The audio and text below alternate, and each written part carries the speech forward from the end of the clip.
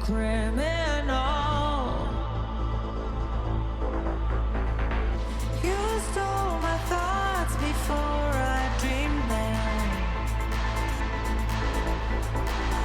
and you killed my queen with just one pawn.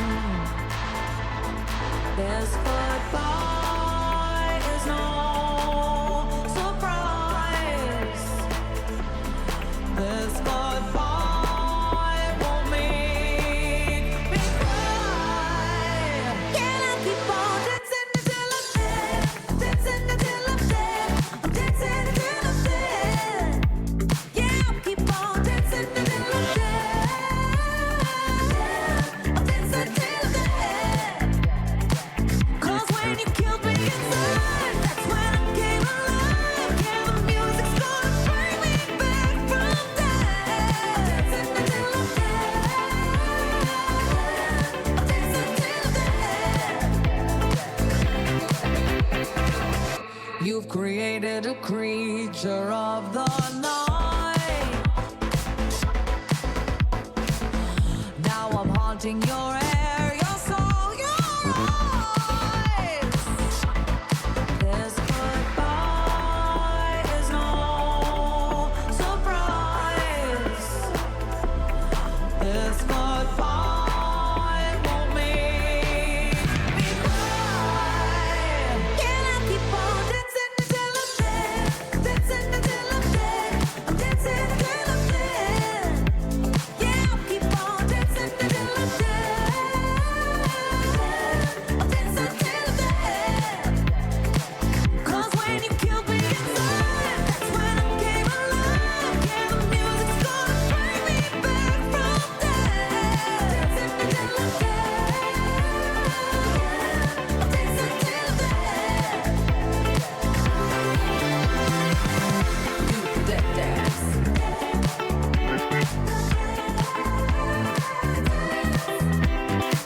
Do the dance.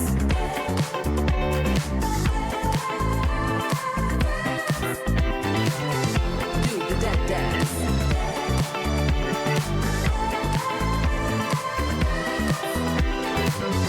Do the dance. But I'm all over the dance floor and I'm dancing till I'm dead.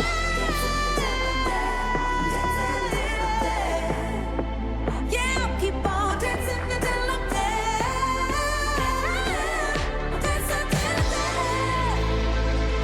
'Cause when you killed me inside, that's when I came alive. And the music's gonna bring me back from death. I'm dancing until I'm dead. Dancing till I'm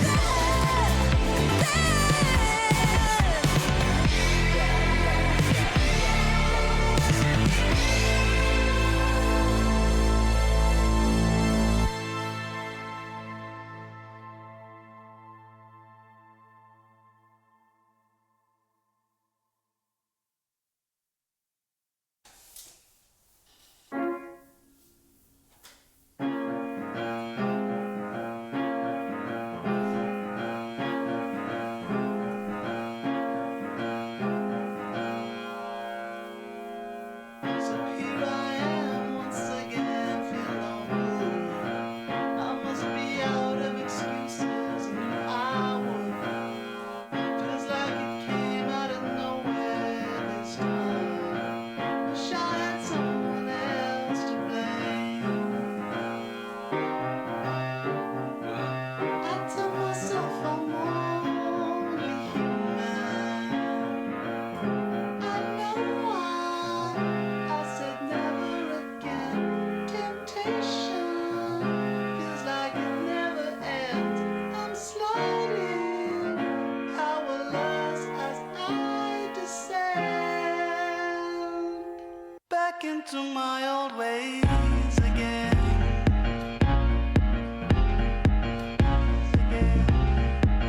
Back into my old ways again.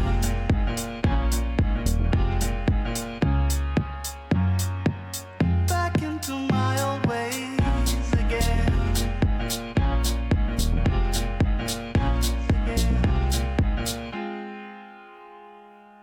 Thought I never go back, but just this once. A little present for holding out so long. I could not bear the thought of it 2 days ago. Don't think I would forgive myself. I tell myself I'm only human. I know why I said never again. Temptation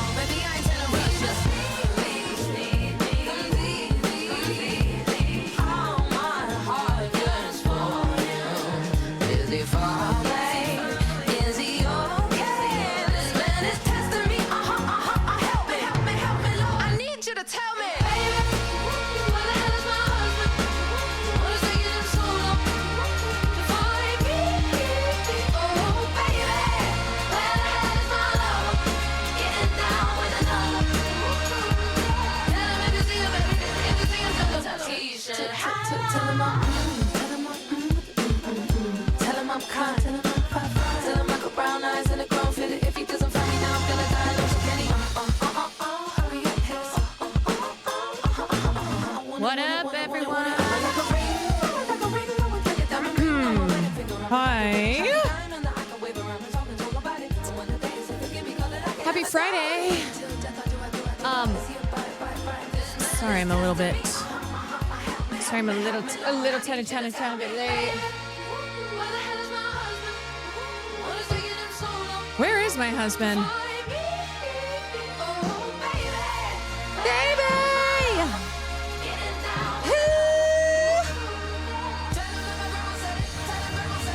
Your husband is coming. Your husband is coming. Bada bing, bada bing, bada bing.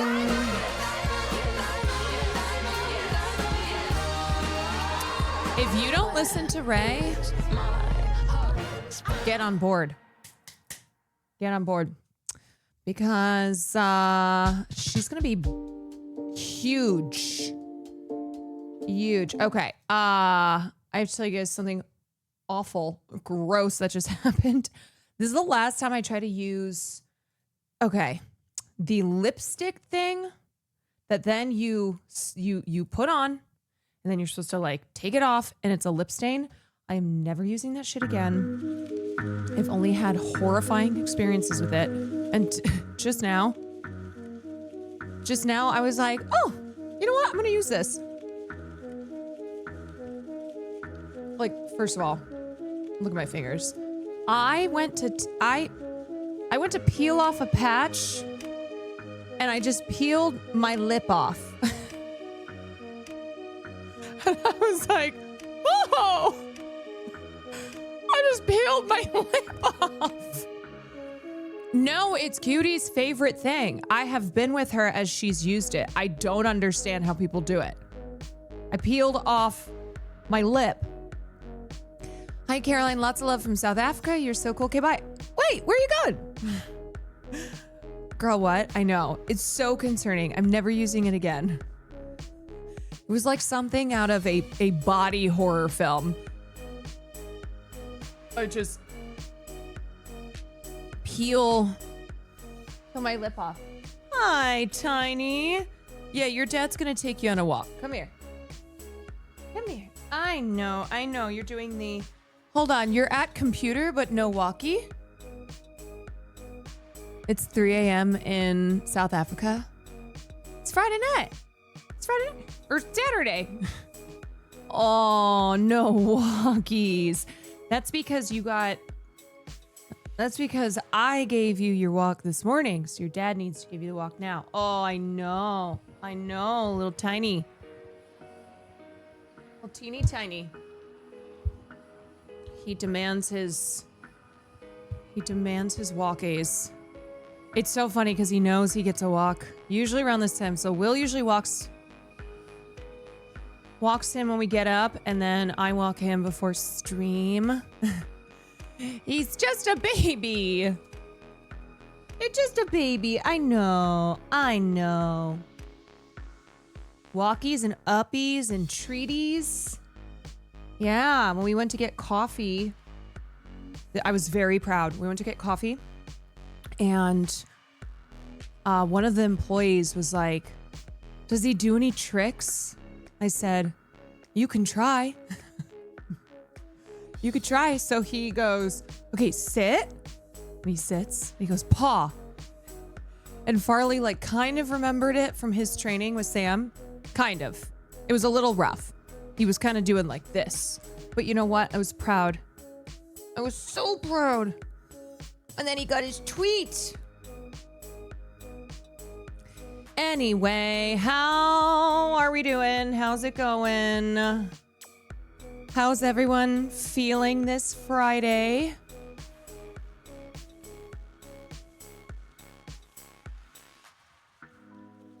Our boy's a genius. He is. I know, look at him. Ashley, we already watched that TikTok. You weren't here, so see ya. I already saw this diva. This diva who stole the jewels, but honestly deserves. Let that diva keep them. You should practice him to keep him fresh. Oh, I know. We should practice. Oh, I know. Ashley's washed. Yep. Ah! Hey! Crazy. Come on, Red Lip. Come on. That's right. Let's go. Hogan, thank you for the gifted. Sonica, thank you for the 6 months. Paul Rudd, thank you for the 15 months. Unseen Fiend, thank you for the prime.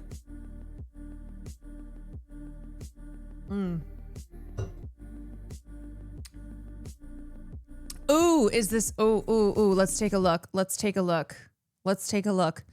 The final chapter of Amanda the Explorer. Why didn't they try to release this in October? I don't know. Well, it comes out on November 6th.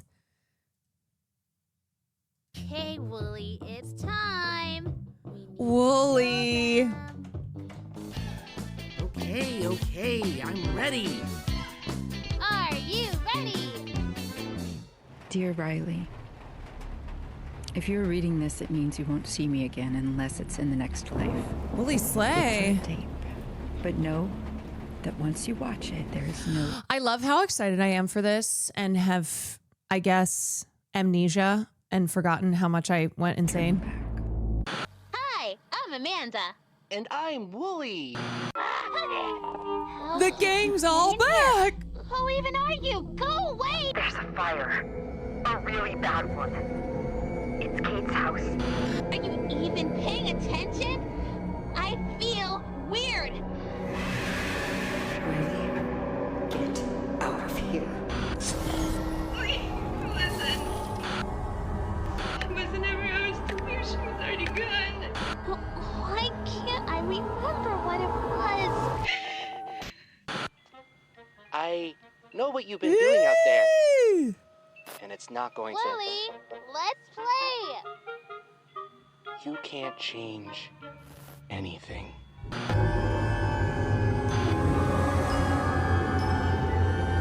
Stay safe, my dear. Is this a movie or video game? It is a video game series. So it's called Amanda the Adventurer. And it looks like it'd be a kid's game. It's not. It's very fucked up. Not that there aren't kids things that are fucked up, but it is it's a game that makes you lose your mind, but you can't stop playing it. And I think the first time, wasn't it like the first night I played Amanda? And I just kept being like, I can't, I have to stop. But I couldn't stop. I could not stop. It's a puzzle game, and it's the kinds of puzzles that you go cray-cray. It wasn't, I don't think it was levels of losing my mind that was 12 minutes, but it was there. It was there. You know what it is? Okay, something about me. I go cuckoo during puzzle games, but I love puzzles. I love puzzle games. So I can't stop playing them, even though, yeah, actually the egg game broke me too. I still don't think anything broke me like 12 minutes did, though. I think that game was the ultimate break. Silent Hill series producer Motoi Okamoto has insisted AI would never be able to make Silent Hill F. Hates AI being used in place of actual human creativity. Got old Team Silent devs back to develop short message in future games. Understands that the series can survive off just remakes and gives new developers freedom to experiment with the series. Kind of fuck with this guy.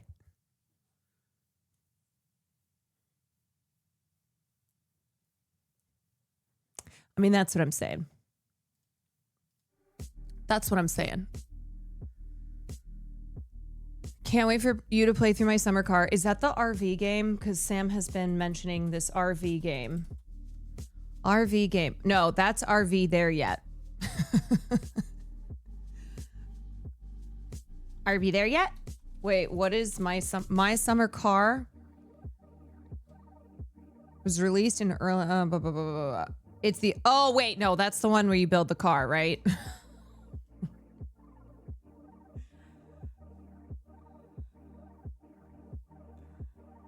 That's the car building one. Did you guys see this piece? Sorry to hard pivot. I haven't read it yet, and it's really super duper long, and I don't have a long time to stream tonight. Has anyone seen this? This was in Harper's Bazaar? Harper's, yeah. And the lead story was actually by Taylor. It was a forum with Jelani Cobb, Taylor Lorenz, and Jack Schaefer and Max Tawney. Shout out Taylor. But this piece, this piece is called The Goon Squad. Loneliness, porn's next frontier, and the dream of endless masturbation. And just kind of scrolling through the amount of times goonicide, gooning, gooneral, goon caves, gooners.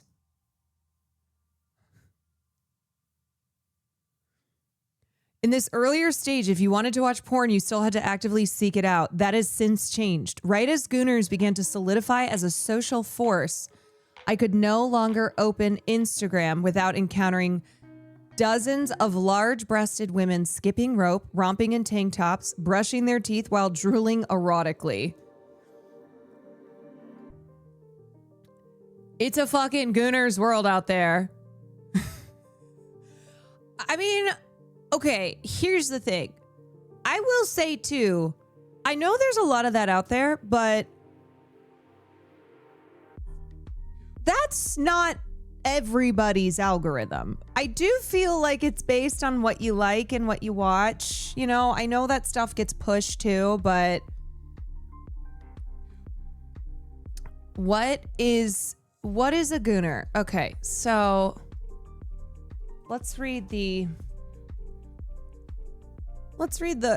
Urban Dictionary of gooner. A male who watches porn all day long while masturbating.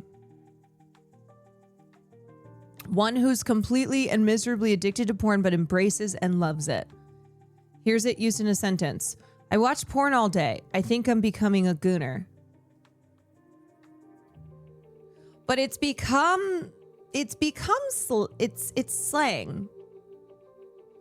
It's a term that I think kind of is used more broadly to I watch porn all day, but I shake my head so people know I'm not a gooner. I watch porn but don't masturbate. I watch it for I watch it for the artistic elements, for the plot. Yeah. I'm really interested in cinematography. Trying to get into that more. Bio Drummer, thank you for the 8 months. So yeah, so that's this big piece that I am probably gonna read at some point because I feel like I have to. I feel like I have to because I know people are gonna be talking about, hey, did you read the Goon piece? Did you read the Gooner piece in Harper's?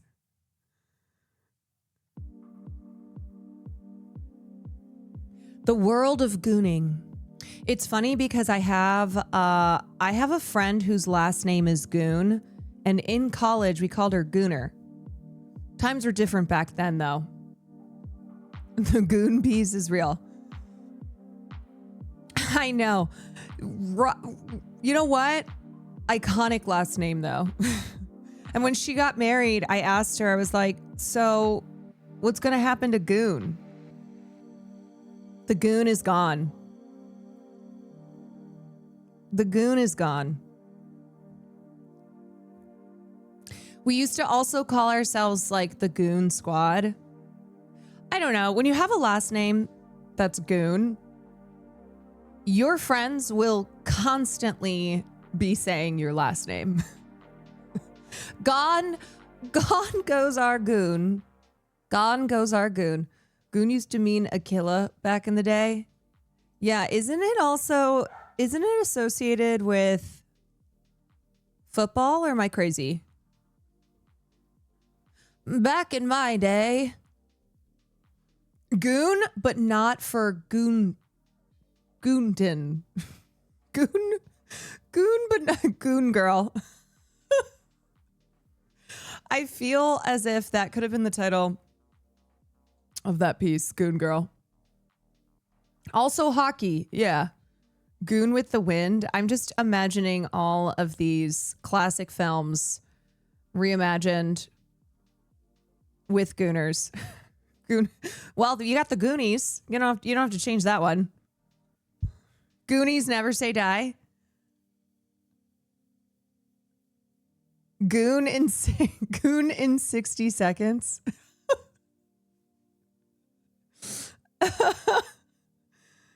Top Goon Maverick.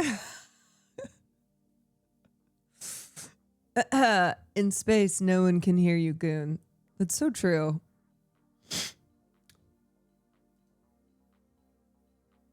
What prompted you to say, am I Gooner? Yeah, I've got a little bit of that in me. To goon or not to goon? That is the question. There's a hockey movie called Goon. Is Goon is a term in the last couple years, right? Really, I feel like the last years when I've seen Goon all over the place. Wow, there really is. It says Goon trailer. Goon trailer. Hang on, just a couple seconds.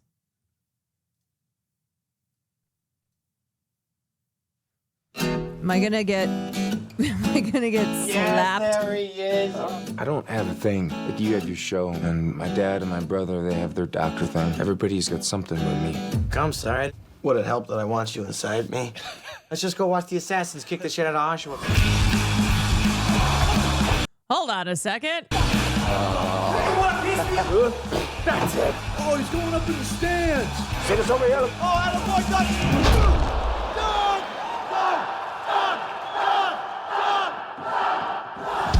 Doug, you impressed the hell out of me last night. Come down to the rink for a tryout. No, you're not joining the Oscapades, right, buddy? You're not trying out for the fuck it. You get touched I like that hockey is just a bunch of dudes fighting. by the fist of God, for Christ's sake. What number you want to wear? Take the number 69. It's hilarious. Is that never taken? My brother, he wants to offer you a contract. You're not here to play hockey. You're here to fight. This is one step under the big league. No glory holes here tonight. It's the players and the fans. Stay away from my It's the fucking players and the Percocets. fans. And do you have any fucking Percocets? All right.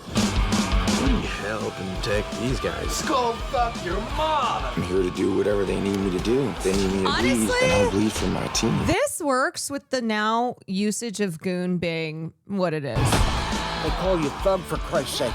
My fucking Blue eyeball Pop, just thank you for the ejaculated. 5 months. I dig hockey players, the violence, the beer, all of it.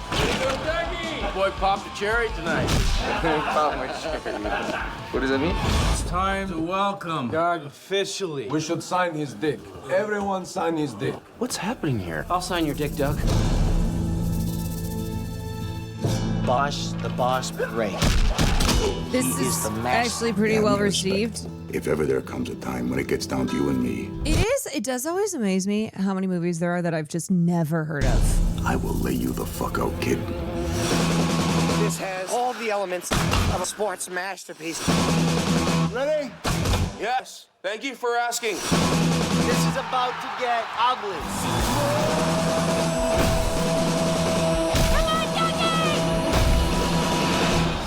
Goon. Number 6, you light him up.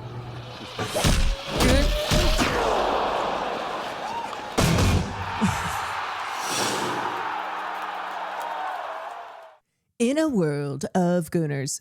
Wait, goon doesn't mean henchman? No, it does. It does. There are multiple meanings. There are multiple meanings associated with goon.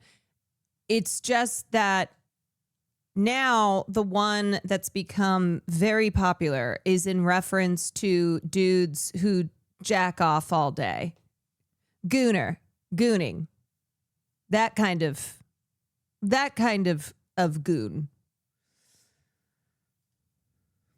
There's also a 25-year-old comic book series called The Goon.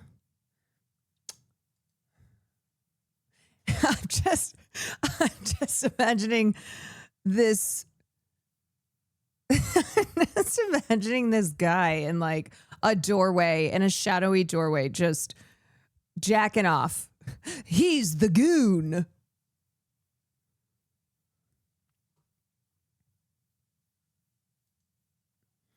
But the reason that we started talking about it, oh God, Anne Hathaway's a secret gooner and now her reinvention is complete. The reason that we started talking about this is because of this piece in Harper's called The Goon Squad. And it is all about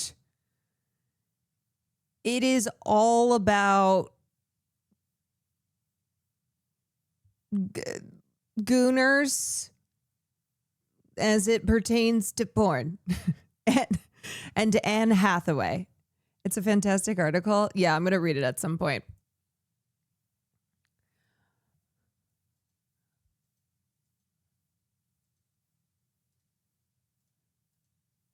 Okay. I have to show this clip for multiple reasons. So I just discovered this podcast. It's called In Your Dreams with Owen Thiel. And I feel like this is the vibe that I was trying to go for, that I had envisioned for my pop culture podcast. Setting being very like 90s, 2000s pop culture. He's got, you know, a poster of Mariah Carey, Charlie's Angels, Confessions of a Teenage Drama Queen, Lizzie McGuire. It's so cute. And he has this bed set up like a very sleepover, slumber party vibes. Such a cute idea. And the reason I found out about this podcast today is because I guess Hailey Bieber went on and she was asked about people calling her trans as an insult, because that's just the world that we live in. And this was her response. Trying to be mean. They're like, she looks trans. And I'm like, why do you think that's a diss? Wait, totally. As if being like trans is a diss. Totally. Or like some of the most beautiful women in the world and men Literally. in the world are trans. So Totally. I just don't take that offensively at all. But I love people say now that. you're just in here. They're trying to be mean. They're like, she looks trans. And I'm like, why do you think that's a diss? Wait, totally. I mean, yeah, it's like, oh, I'm sorry. Is that supposed to be an insult? Look, normally I don't really care about Hailey Bieber. I'm not too tuned in, clued in, don't really care about the Hailey Bieber circle, that kind of side of pop culture. But I just like this response. I liked it. She's like, why would this be an insult? That's a compliment. Some of the most beautiful people in the world are trans.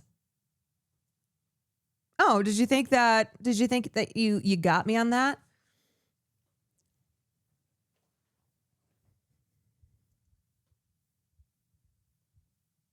Totally. As if being like trans is a diss. Or Totally. like some of the most beautiful women in the world and men Literally. in the world are trans. Anyway, I'm just obsessed with this whole setup. I love it so much.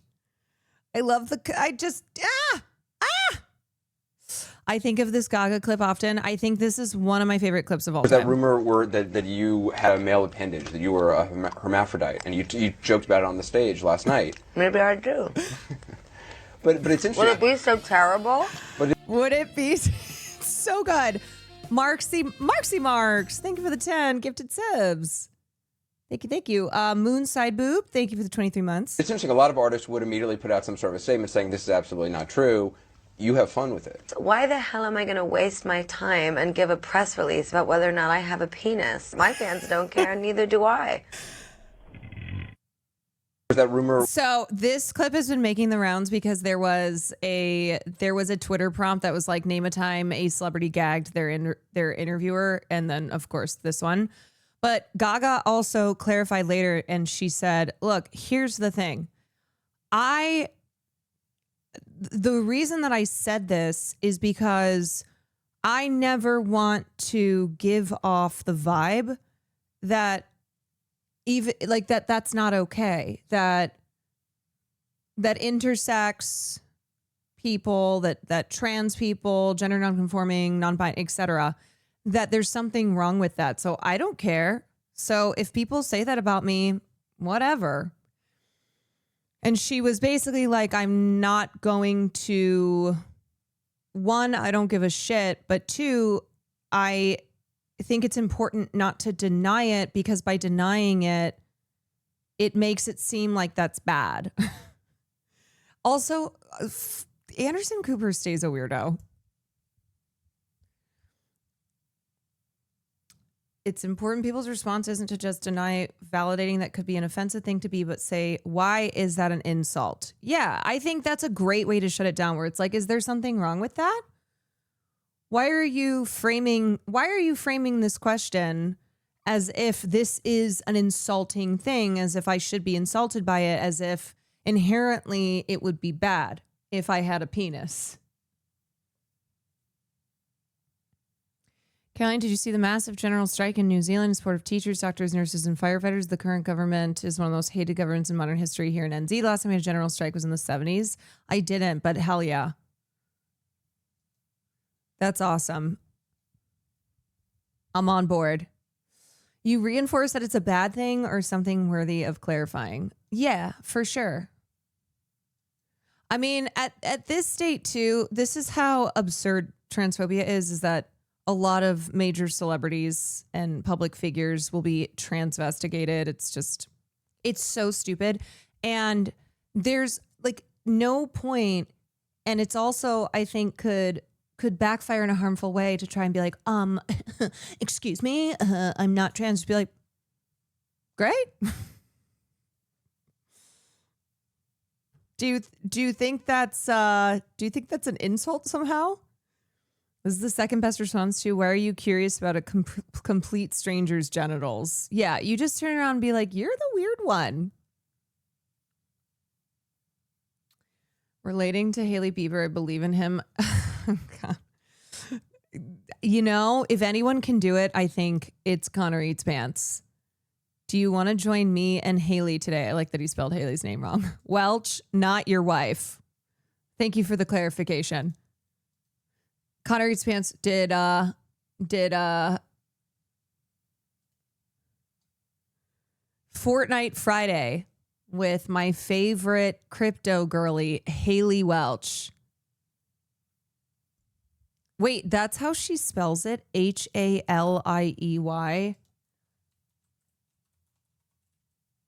No, it's H-A-I-L-E-Y. Y'all, I was like, hold on a second. I have never seen Hailey spelled this way. Wait, is it?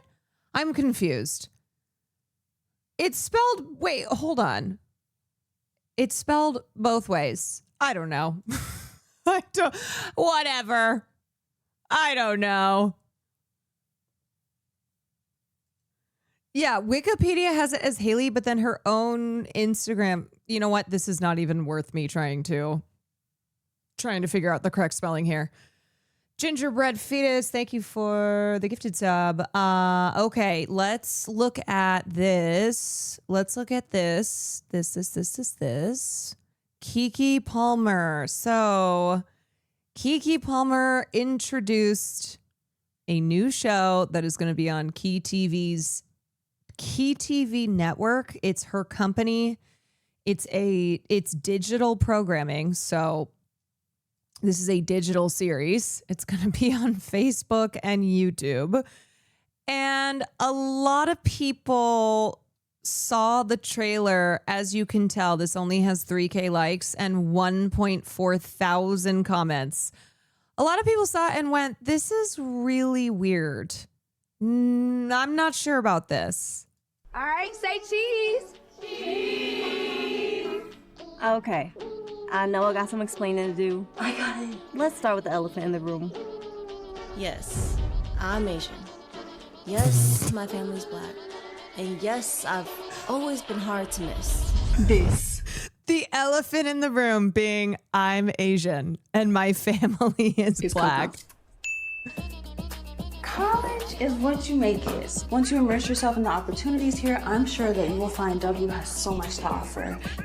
I mean, too hoe or not too hell. Okay, here's the thing too. I'm pretty sure that this is based on the writer's actual experiences, but the writer is a black woman.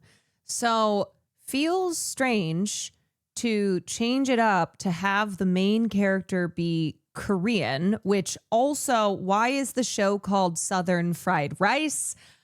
I don't know. Fried rice is really a staple, is a cuisine staple in Chinese culture. So I don't know why it's called Southern Fried Rice and just kind of feels cringe. The title alone, it's like, but it's really weird to have. Okay, let's just finish this. Coco, that girl, Jackson. For a lot of people, this is hard to understand, but Black culture is the only culture I know. Okay. Tiger, tiger. Pride. W. You know. I cannot believe I didn't get an audition for this. Is yeah, true. For every person that prejudges you, there are dozens of people that can't wait to get to know you. Yeah. That's why I chose Wright University. So I could be with people who get me.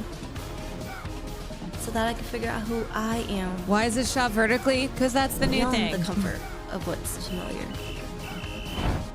Okay, this premise doesn't make any fucking sense. This premise doesn't make any sense. So essentially the whole story, the crux of the story is that she's a fish out of water because she's Korean and she's attending an HBCU. So she's surrounded by Black people, as you can see. But how is she a fish out of water if she grew up with a Black family? Do you know what I mean? So just by that fact, it doesn't make any sense. It doesn't make any sense. How are you doing the fish out of water thing here when she grew up with a Black family? So her attending a historically Black university, how is that a culture shock? I don't understand. The other thing is look, I think this would have worked better, a lot better, would have been more interesting if, say, she was Blasian, Black and Asian, and either she is growing up in an Asian, maybe parents split up, parent died, whatever. So her family is primarily Asian or primarily Black. And so it's kind of that never feeling like you kind of are caught in this in between where maybe you don't feel like you're part of Asian community or you don't feel like you're part of Black community. So then when you go to school at an HBCU where you are primarily surrounded by Black people, then maybe there's more of a cultural shock there. It just...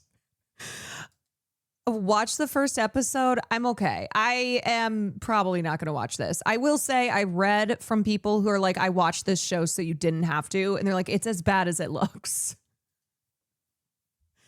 It's as bad as it looks.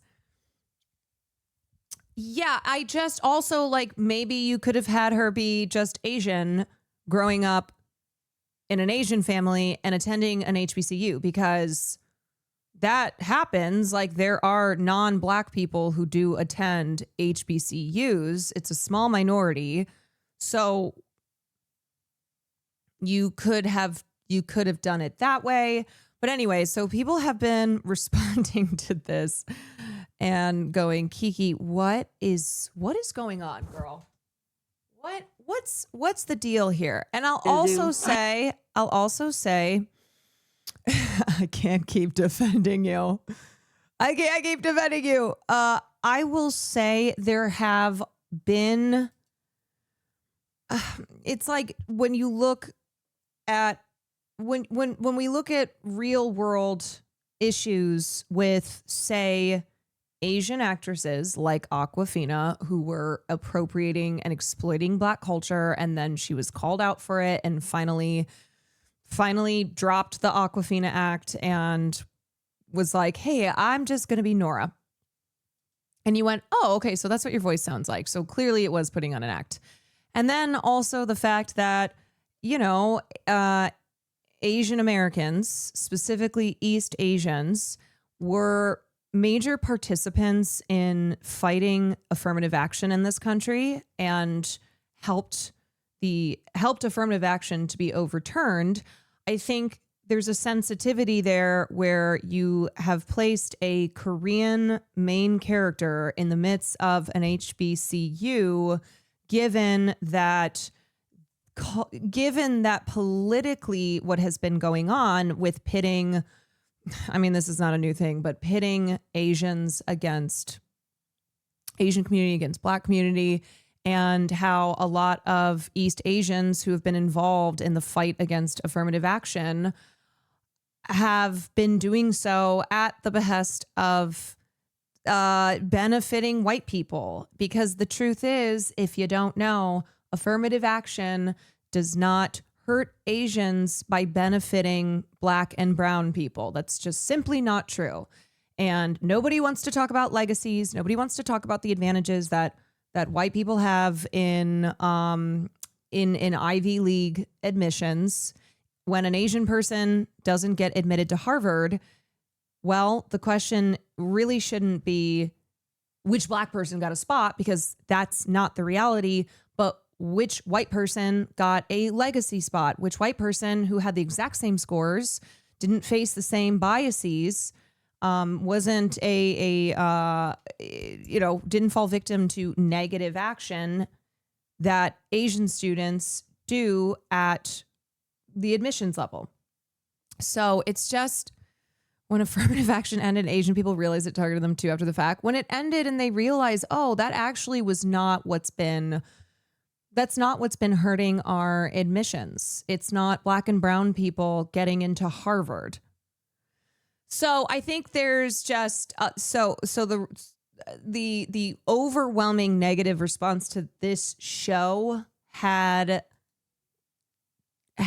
people talking about that, had people being like, why? Why? And not that this is a major show. It's a digital series that's filmed vertically for digital purposes. This is the type of thing that you are supposed to watch on TikTok, that you're supposed to watch on Instagram Reels, short form type platforms. I had so many more model minority Asian friends posting that kind of shit in my timeline than I thought I did when SCOTUS killed affirmative action. I was so annoyed. Well, it's also just disinformation. It's disinformation that convinced East Asians that Black and brown people are the reasons that they are facing biases during the college admissions process. And that's just simply not true. And so it's just, okay, anyway. Are we doing TikTok shows now? We've been doing TikTok shows. That's now something that they are integrating into major streaming platforms, vertical content like this.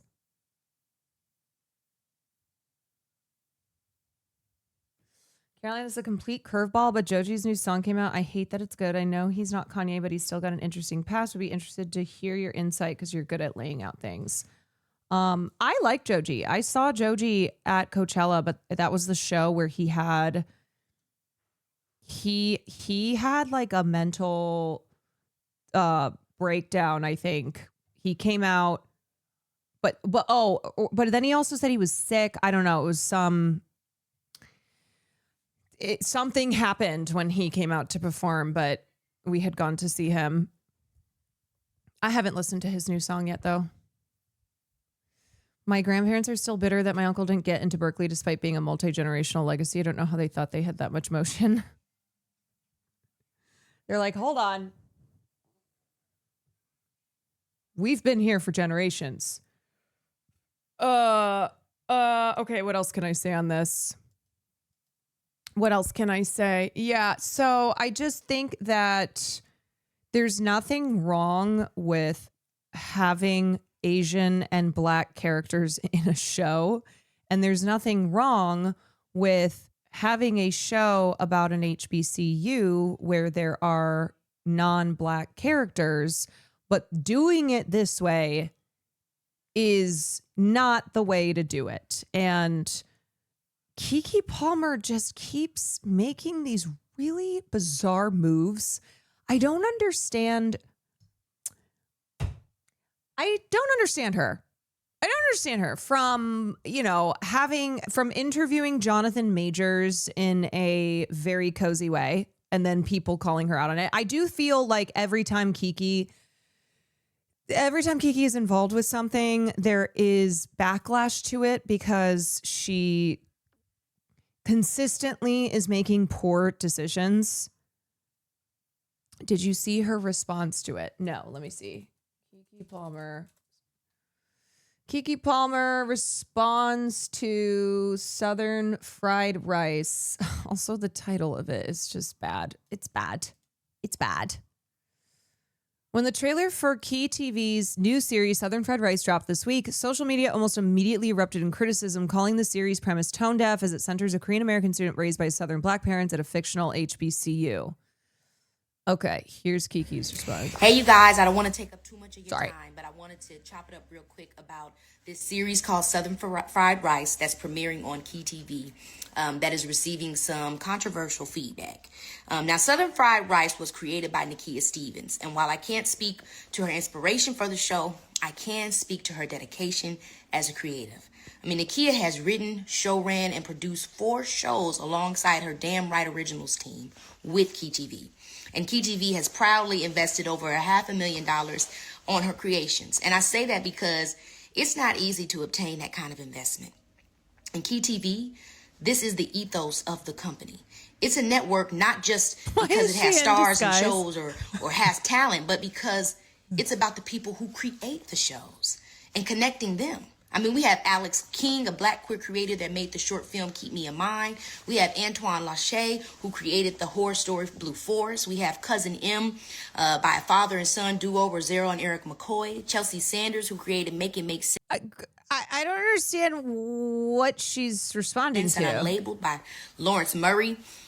Chelsea also did Dear Kiki. Look, what you like is subjective, but the support of Black creatives is not. And it's a task that Key TV takes on with pride because if you want to be a creative, you have to be able to create. And that takes money. And it's Key TV's mission to find the funds for you to be in practice, for you to experience trial and error, and to take your projects off the page and get more than one chance to do it in action. So whether you like it all or some or none, I say give these creatives a chance to grow as we continue to grow in supporting them. So God bless you guys. And like I said, Nakia has Southern Fried Rice that's coming out most recently. So basically you have to watch shitty shows on Vertical. But she has Nepotista, Ho and Tails, and Psychology of Fuckboys. That's also... right. There's no longevity if it's not well received. If the initial response to a series that you're creating is people are like, boo, this is cringe, this looks terrible... As I said, how do you have the premise of a character who is a fish out of water when actually they're not, because they were adopted by a Black family. They grew up in a Black family in a Black community and now are going to an HBCU. So there's no culture shock there. Some great stuff for you to check out. Take care. Thanks for listening. Holla at your girl. Nothing she's saying is necessarily wrong, but it doesn't address the issues at all. It really doesn't. This is, I am just perplexed. I'm perplexed. I don't know. The lapels on her trench are so crisp. Crisp, though. That is true. She does kind of look like she's doing an incognito look. Did you see the head writer on this show tweet a video begging people to watch it and then promptly say she's leaving Twitter because everyone is negative on there? Okay, I will say it is true. The internet is mean. The internet is very negative. But sometimes I do think the negativity is warranted. Sometimes I do think, it's the same thing as there was this filmmaker who had made this really great indie film and was on the up and up, and then announced that she was going to be participating in this film festival, had been selected as one of like Sora AI's filmmakers. I think it was Tribeca. Yeah, it was Tribeca Film Festival. And people were pulling up her old tweets where she was talking negatively about AI and talking about how we have to take a stance against this and not allow AI to take over creativity from humans. And she did the same thing where it was like, everybody is just so mean. Where, look, most of the times, I think the internet is out of control. I think people get pissy. They are critical in ways that feels unnecessary. And then sometimes it's totally justified. And also, girl, you are on Twitter. Yes. You on Twitter, you can post a picture of your dog and people will be hating. Pancakes and waffles, let alone a show that people saw the trailer for and went, this looks like ass. What are we doing here?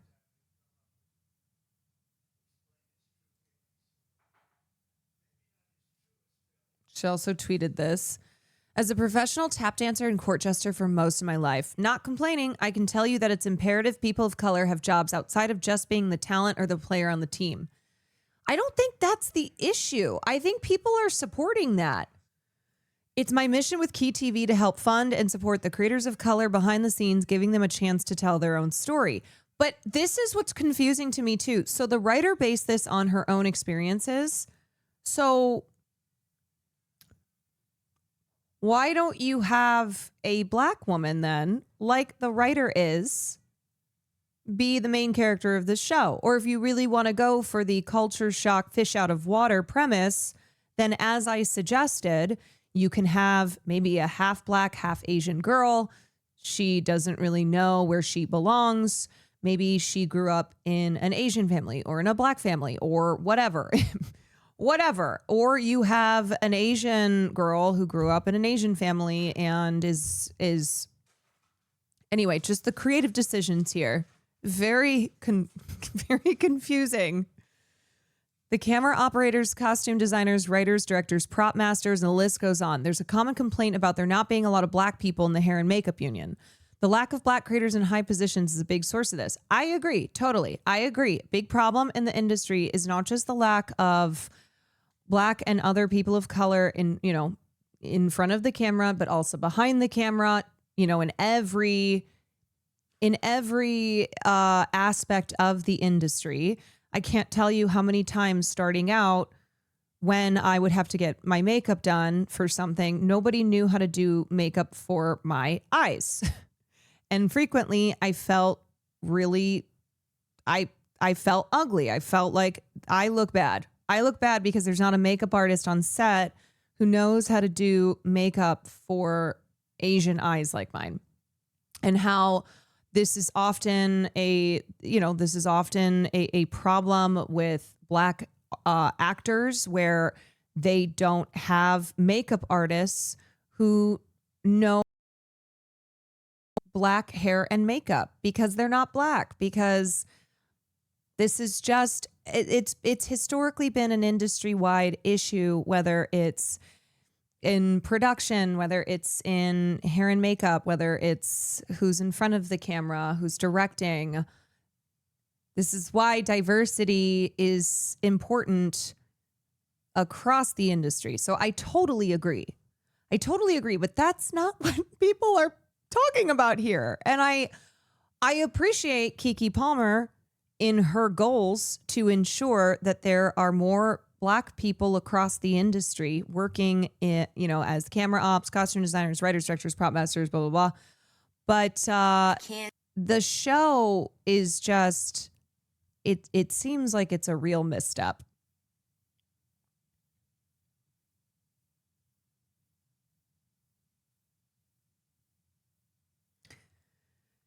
Nakia Stevens is one of our key makers, along with Chelsea Sanders, Lenoria Addison, Lawrence Murray, Moses Alexander, Lex King, Antoine Lashi, Rosero and Eric McCoy, L'Oreal Palmer, Frank Wimberly, and so many more. Check out their work in our Key Makers series to learn more about them. I'm personally not upset about it like that, but I've never seen someone miss the mark of their target demographic and supporters so bad. Maybe some will watch the show out of this controversy and change opinions, and we all learn from this. I'm trying to be optimistic here. Anyway. Damn, and in theater too, like it's so fucked how much money black theater artists put into their hair comparatively to white actors. Theaters almost never cover the cost despite making the requests. Yeah, I mean, there's just so many ways that racism and a lack of diversity has an effect. And it's little things, but they're also big things. It is having to, as a performer, make sure you can do your hair and makeup, because there might not be somebody on set who can do it. So odd that a person that works on hair and makeup only knows how to do it on certain races. I would have thought you would get your training on all. Well, no. I mean, there are some people who are just, they're just outstanding, and it doesn't matter who it is. They can do hair and makeup on all. But for a lot of people, if you're training, let's say you're white and you only have ever trained in hair or makeup by working with white people, then you're not going to, if you're on set, you're not going to have the expertise, the ability to work on a variety of hair and skin tones, and it's a problem. I remember Sam told me one time that when she was a so Sam used to be a barber. And when she was teaching, because I think she taught, I have to remember, I think when she was teaching, she would tell people, you need to know how to be able to do black hair. And they'd be like, well, how are we supposed to do that? Well, there's no black people around. She's like, yes, there are. And if you can't do that, then you should not be in, I'm not saying it right, but basically we were talking about this one day, just, I don't know why this got brought up, but she was talking about how in the hair industry, when she was training, and then when she was training others, how like this is a common problem. This is a common problem. So it is something where you need to make sure that either you or somebody, let's say you have a salon, that you have people there who can do black hair. Because if somebody walks in and you're like, sorry, it's not even just a, hey, we don't want to be exclusive, but you lose business.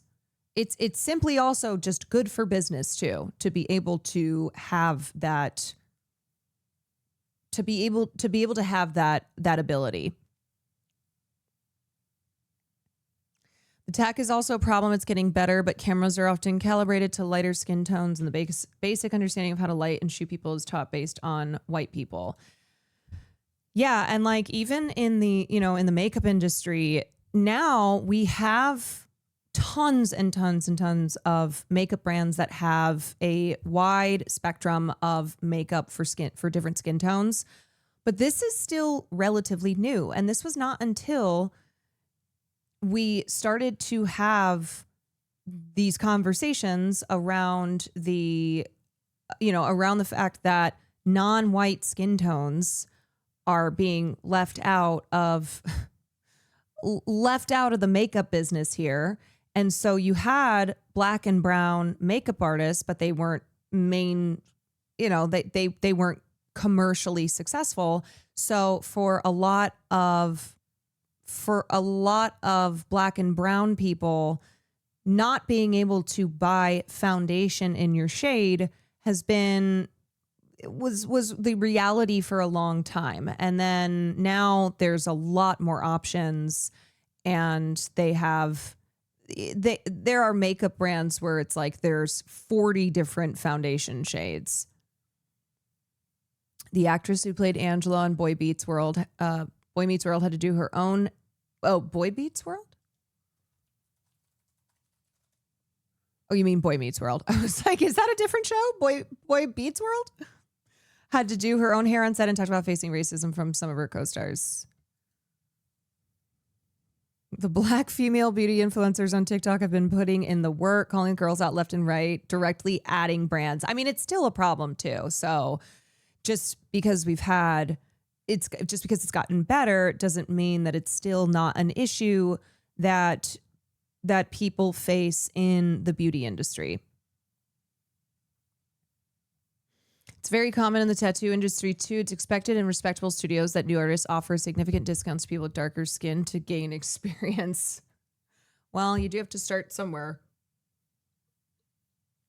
Pomi, thank you for the 12 months. I have to say though, Tofu, thank you for the 11 months. Hot Dog Diet, thank you for the tier 1. Tallman's, thank you for the 7 months. Gingerbread, thank you for the gifted. I have never gotten a tattoo.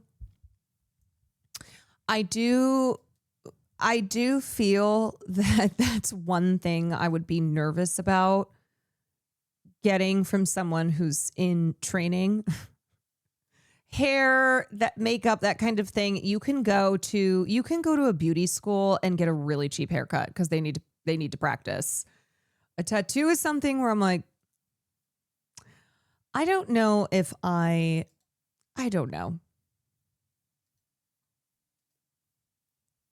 Fenty's being shopped around and fell off, but it did open up the market and prove that there was one in terms of different skin tones, even ones with albinism, vitiligo, etc. Has Fenty fallen off? Do you just mean because there's a lot more competition now? I mean, I think Rihanna's still I think she's still out here at least very secure in her billionaire status. Fell off a bit. It's being sold in discount stores. Yeah, it could be because there's just a lot more competition, unless something else happened.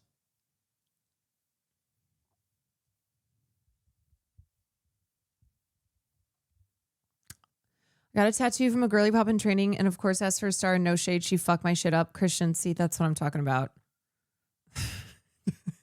She fucked my shit up.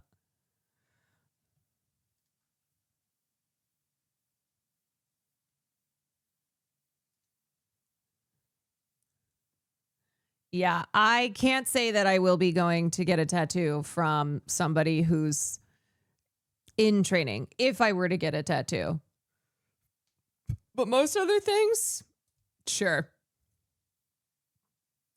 I'm Latino. I have curly hair for years. I've struggled to find the right products. It wasn't until I went into a black-owned salon shop and they told me exactly what I needed for my hair. I'm not black or Afro-Latino either. I can't describe how important it is to have people from different backgrounds for hair. Yes, absolutely. Cheaper than art school. Thank you for the 26 months. Computer enjoyer. Thank you for the tier 1. Okay, I wanted to. It was $10 though. Still $10. Are you glad you got it? Are you glad you got it? Have you ever heard of the Youthforia Black Foundation shade Which side of my drama? face is the black face paint or the Youthforia Foundation? No. You can't tell. You know why? Tar in a bottle. I'm not really on beauty talk or in the kind of beauty content spaces, so no, I haven't heard about this. This is jet black face paint, and this is the darkest shade of the Youthforia Date Night Foundation. This is black face paint. This is the darkest shade of the Youthforia Foundation. I'm gonna apply some of the foundation on this side of my face so you guys can see. Let's just go ahead and try to blend this out, you guys. Enough. Who is that color? I'm literally just going in with the face paint. We're gonna do some painting, and let me just go ahead and blend it out with a brush. This is the darkest shade of the Youthforia Foundation. This is black face paint. Sometimes it's okay to say, hey, maybe my brand is not made for complexion, but this needs to be pulled off the shelves. Which side of my face is the black face paint or the Youthforia Foundation? You can't tell, you know? Oh boy. Yeah. People were complaining at the lack of range, and this is how they responded. It's like, you know what? How about we just don't? How about we just don't? That is not foundation. That is just an insult. Gotta have you on Beauty Drama Talk. I mean, sometimes I'll see stuff. Sometimes I'll see stuff. And I've talked about some beauty drama before, but no, for the most part, I'm missing out on I'm missing out on what's happening in the world of beauty talk. This is a funny reaction to this video. This is the darkest shade of the Euphoria foundation. I think everyone's being a little dramatic. I'm gonna show you how to use that shade. So first take the black paint, the foundation. Yeah, it's really nice and dark. We're gonna do a drop and then mix a lighter shade. Mix it really good. And if it's still too dark, add another shade of foundation. Also, what is that bottle? Yourself, it's really a you problem. You Oh just don't know my how to mix the right God. pigments. Look at this beautiful shade of skin tone gray I created. You're telling me nobody is this color? Someone is. This is black face paint. This is the darkest shade of the Euphoria.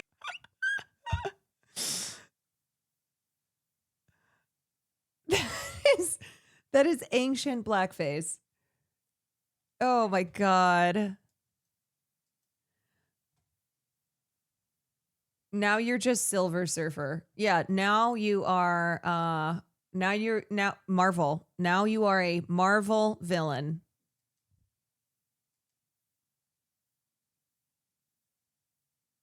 Yeah?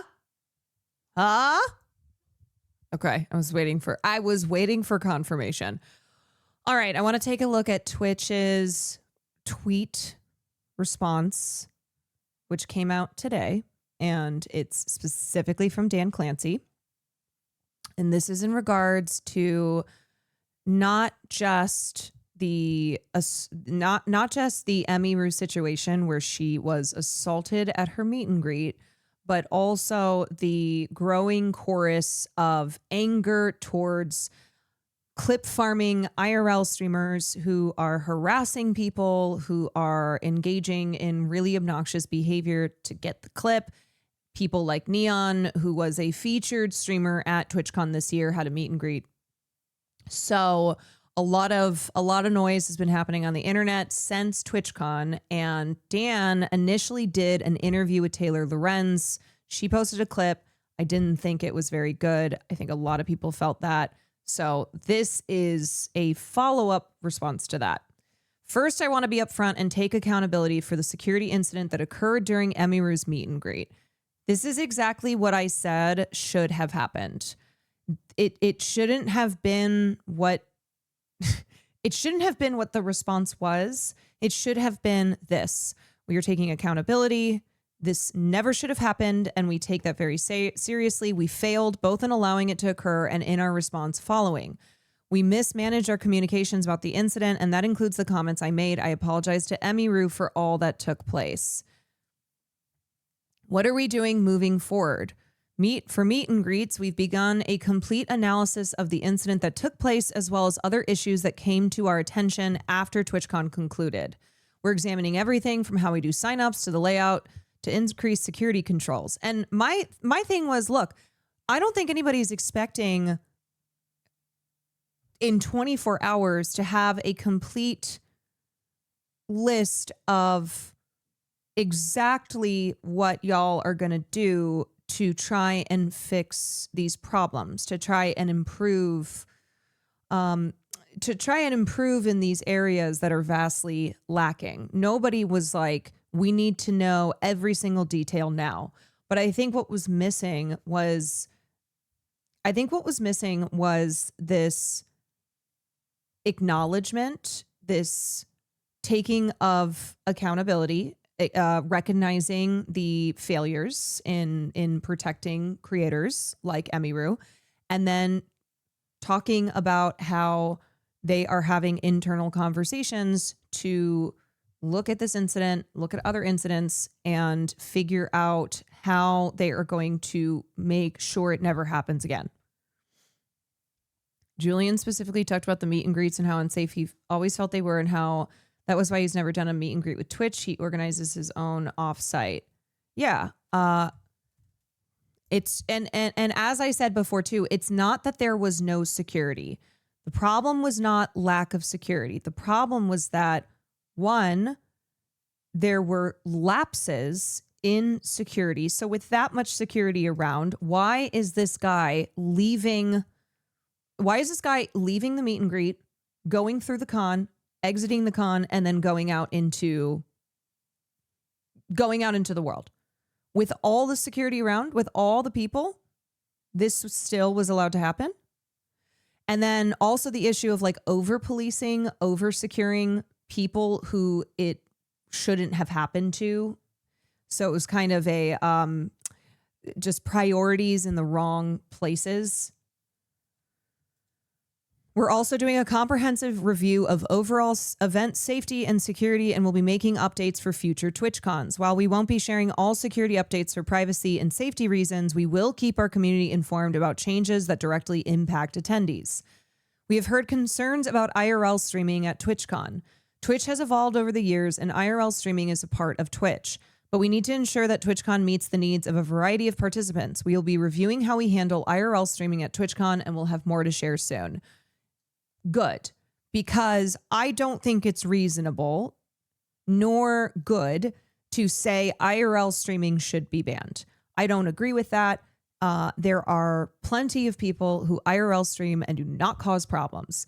The issue is with these asshole clip farmers who are now multiple years in a row causing issues for other streamers, for viewers, causing, not just harassing them on camera, but then sending their audiences over to further threaten them.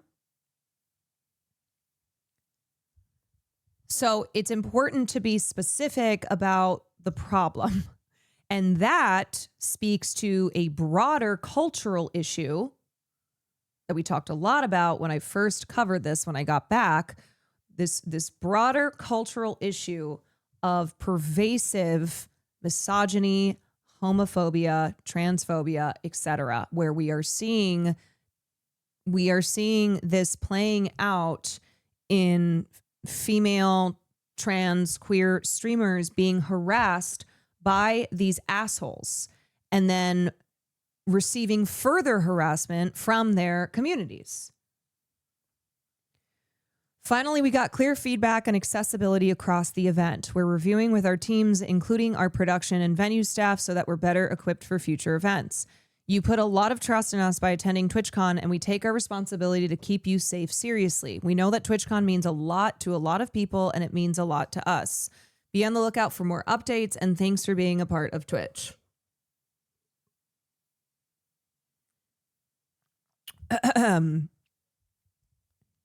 And it's like, do you see what happens when you let somebody like Neon back on the platform?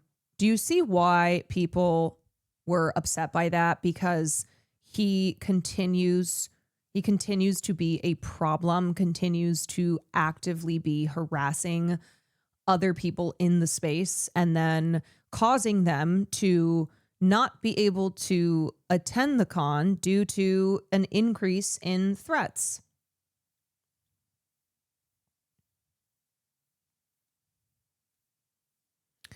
So anyway, I think this is significantly a better response than what initially happened.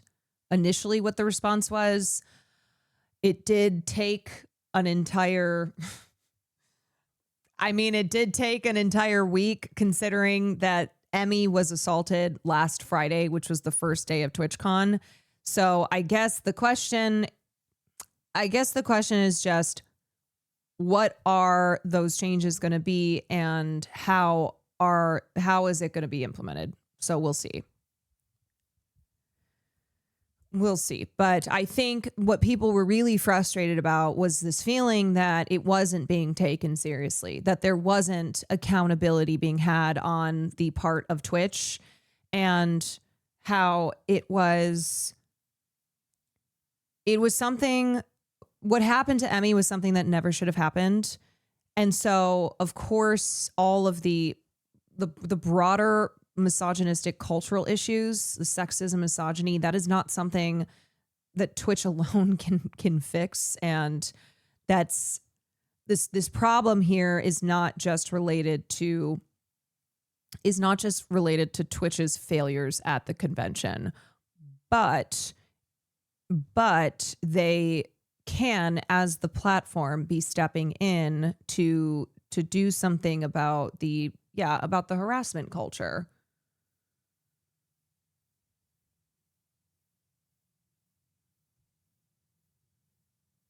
So you know, are we gonna watch Taylor's video? Yes, I can only stream for a short time tonight, and I don't know if I'm going to have time to watch it. So we may watch it next week. I mean, it's one of those things that it's not going to become irrelevant. Sadly, it's not one of those that the topics that Taylor and Kat discuss is not something that's going to change anytime soon. Okay, I do want to talk again about the DoorDash situation, because my editor posted a clip from the stream where I talked about it, posted it as a reel on Instagram, and my God, I have not sorted through that comment section, but my God, there were so many comments from people who, it's scary how much they either have completely been led astray by the facts of this DoorDash, TikTok DoorDash controversy, or they just have no common sense and they have no understanding that exposing yourself non-consensually to someone is a form of sexual violence. It happens all the time and it's not taken seriously. And that's why we end up in situations like this. And also because there were, as we discussed this, there were AI videos of real people whose likenesses had been stolen that was pushing the exact same script that was calling the woman a liar, that was saying that that this guy is actually the victim. So it's such a mess. Someone said she opened the door and now everyone believes it. Just either real people who have made shit up, truly made shit up, and it's gone viral, and that is what's dominating the narrative, or literal AI videos. Fake videos. And it does feel like one of those things where when I first saw it, it was when the story was kind of trickling across the internet, so it wasn't that big yet. And when I first saw it, I went, okay, surely this is pretty cut and dry. Oh no, no. How overwhelmingly it seems to be that people are treating this woman as the problem, as the perpetrator, and how I think this is a perfect example of the role that AI is playing in this misinformation system, that feeds on real misogyny. So it's, there's the organic element there, the actual cultural issue, but then how it's inorganic too, because it's fake videos. Okay, so Kat Tenbarge, who's amazing, she wrote a piece on this. This is up her alley. She writes a lot about Darvo, writes a lot about these kinds of abuses. She wrote, a woman said her customer exposed himself to her. How did she become the villain? On October 12th, a young woman named Livy said she was on the job as a DoorDash deliverer when a customer exposed his genitals to her. The way Livy explained it, backed up with footage she originally posted to TikTok, was that she approached the customer's residence and saw the door was wide open. Inside, a man lay motionless on the couch with his pants and underwear pulled down to his ankles. Laws vary by jurisdiction, but based on what Livy said and showed, this was a non-consensual sexual act. Flashing, public indecency, sexual violence, and even sexual assault, the term that Livy used, could all fit. But in the nearly 2 weeks since Livy posted about this and it went viral, racking up tens of millions of views, her DoorDash account has been suspended and the internet has turned her into the villain. Izzy Pizzy, think of it 24 months. Savage Dark Hounds, think of it 2 months. Now, in Livy's TikTok comment section, her replies are littered with attacks mocking her pain and positioning her as the aggressor. She hasn't posted in over a week and she didn't respond to an interview request. But for anyone familiar with DARVO, which stands for Deny, Attack, Reverse, Victim, and Offender, this cycle is all too familiar. I'm the one getting punished. He's not getting in trouble, Livy said in one video. DoorDash punished me for exposing my assaulter, and TikTok is currently punishing me for exposing my story time. And this is the only justice I'm getting because I also reported this to the police, and the police are doing nothing. Surprise, surprise. You know what's so frustrating too is people will still go, oh, okay, well, if really you're a victim, then report it to the police. Do you think we live in a world where the police take these kinds of things seriously? Do you think that sexual violence is something that victims do not consistently run up against a wall when it comes to reporting? Why do you think so many people don't report? Why do you think so many people don't report? Because what happens is it's not taken seriously. And then even if it is taken seriously by say you get a police officer who actually takes it seriously, and then you will run into the issues of the state deciding, we're not going to prosecute, of the laws that do not protect victims. Initially, people responded to Livy with support. Then the tide turned. Now, the overwhelming majority of responses are defending the unknown man in Livy's original video. How did this happen? You know what's so crazy about that too is that nobody even knows who he is. It's not like he's come forward. She has come forward. And still, even with her appeal to people's reason and humanity and empathy, people still refuse to support her at all.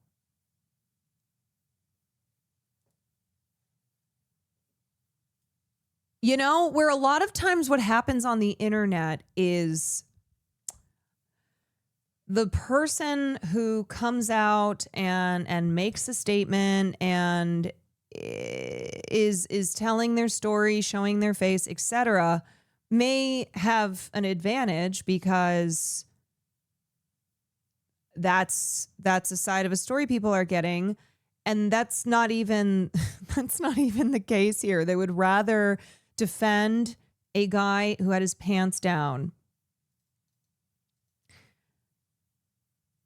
no matter what. Initially, people responded to Livy with support, then the tide turned. Now the overwhelming majority of responses are defending the unknown man. How did this happen? The answer involves a combination of viral misinformation and misogyny aimed at a victim in service of defending an alleged perpetrator. This story has played out on TikTok and elsewhere over and over again. It happened to celebrity women like Amber Heard, Meg Thee Stallion, and Blake Lively. Then it started happening to everyday women. And y'all, this is why I place a lot of emphasis in covering these big celebrity cases. They get a lot of media attention. A lot of people discuss on the internet. And I say always, if you think that these abuses are only like that this is separate, like what normal women go through versus famous women go through. No. In fact, if you have wealthy, privileged celebrities who are still dealing with these obstacles, dealing with misogynistic abuse, what do you think happens with normal women? And this happens to everyday women, which is why we also need to care about it. This is not ooh, I don't care about celebrities, whatever. Which, okay, I would hope you care when anybody faces abuse, when anybody is a victim of something such as sexual violence, but you are misunderstanding the consequences and the consequences, and also just the reality for everyday women who don't have the resources that these wealthy celebrities have.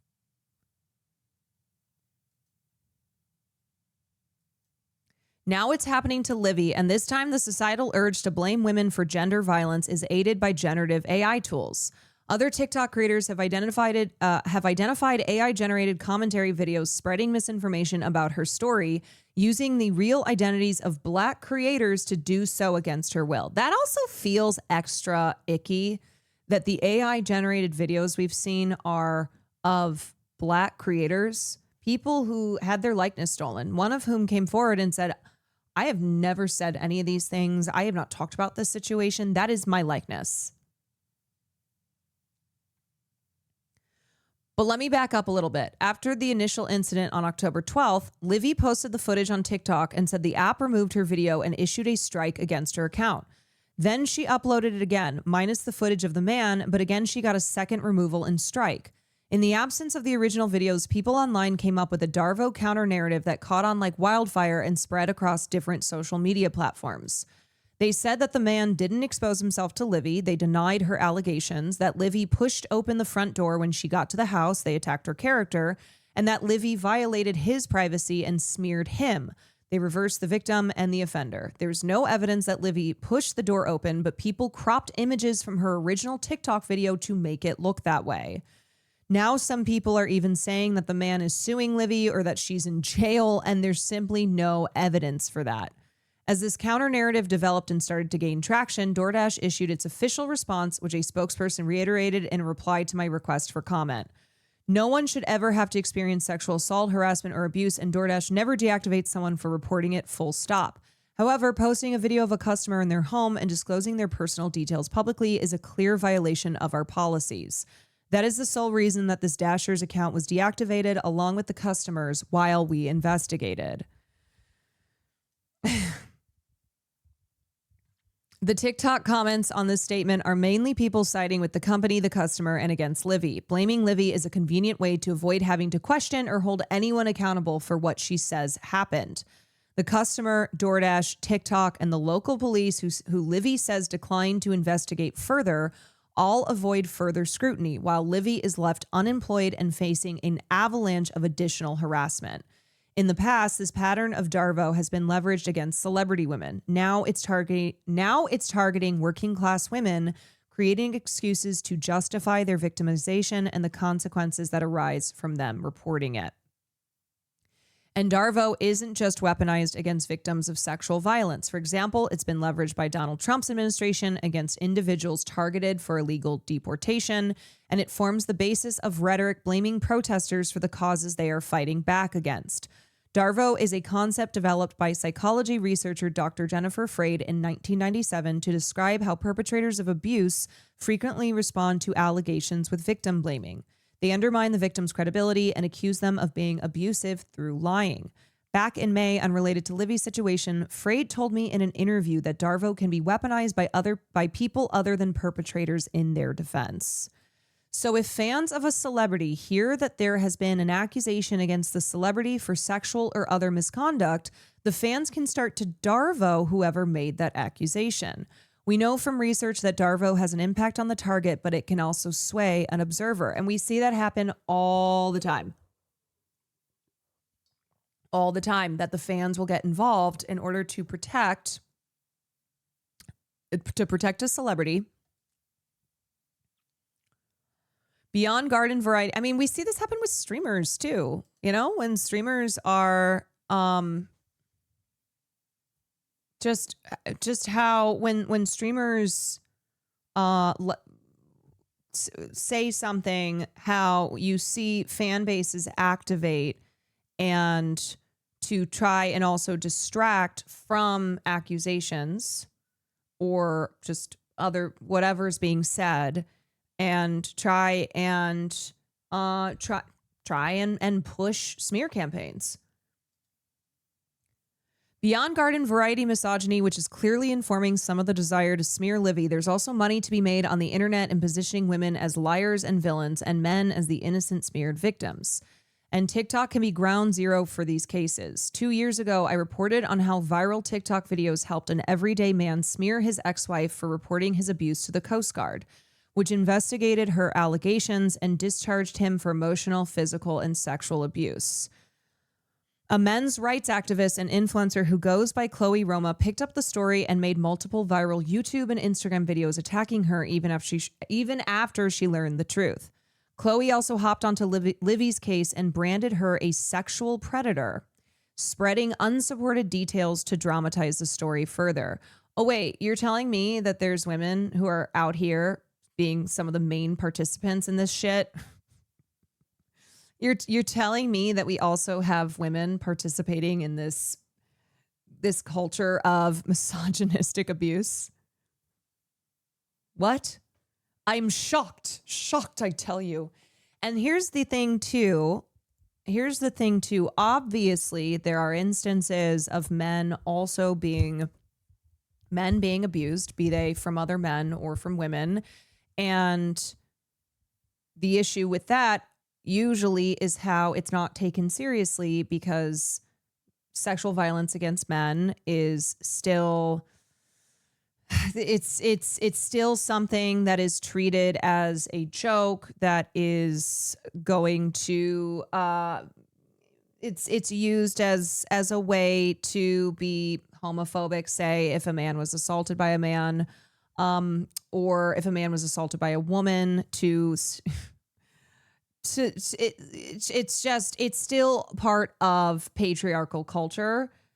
The consequences for men who have been abused. Men use these women as justification of their take. Yeah, a lot of times these men don't even have to be they don't even have to be the ones leading the charge, because you have women who are doing it. A lot of the people who have been behind the nonstop onslaught towards someone like Blake Lively have been women. Content creators, right? Podcasters, people like Candace Owens, people like that Kirsty lady.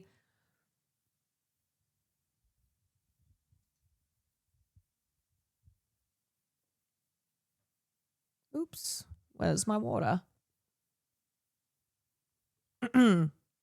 But why stop there? According to a different uninvolved TikTok creator, other accounts on the platform created AI-generated commentary videos unpacking this story from the Darvo perspective. And I'll just show this again. Videos, and I came across this one. I saw the original video of the DoorDash girl, and I'm a little bit confused now that I woke up and see everything that's happening. When I saw it, I said, hey, I understand why DoorDash, well, I guess fired you, and why you're blocked from the app. Now, as for the guy, That's a little weird. It has been brought to my attention that there has been accounts using my face, telling stories that I have never told, sharing news I have never shared. AI is honestly getting out of hand. These people are profiting off of my face, ruining my credibility, and tarnishing my name, because now people are thinking that I'm reading from a script. I've reported this page. I've commented dozens of times underneath their posts. They won't take anything down. TikTok won't do anything about it. Anytime I post about this, I am violating community guidelines. But it's like they're stealing my face. So if y'all come across this page, this post, report it as much as you can. Please and thank you. If anyone else knows how I can solve this problem, please let me know. Too many accounts either steal my content or steal my face. Yeah, it's horrifying. It's truly horrifying that we are already seeing how this works. There are a lot of people who have probably watched a fucking AI video of someone talking about this TikTok situation, just making shit up. I mean, it's not real to begin with because it's an AI video. And then believing that because it confirms their biases, because people love to hate women, because especially too, using a black woman, stealing a black woman's likeness and putting her into this situation, you know, there's an element to that too that feels intentional. When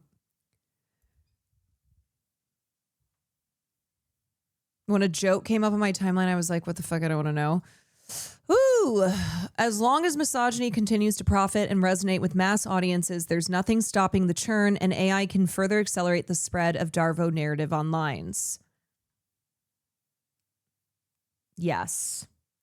Thanks for reading this far. If you appreciate my, please support Kat. She's really great. She writes a lot about this stuff. She's she is constantly writing about specifically Darvo and how we see Darvo everywhere. We see Darvo with how protesters in this country are blamed, are turned into the perpetrators of violence. We see this with everyday online stuff like the DoorDash story.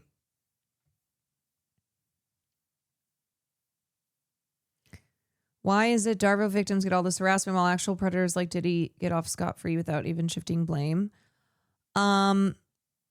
Because misogyny is profitable.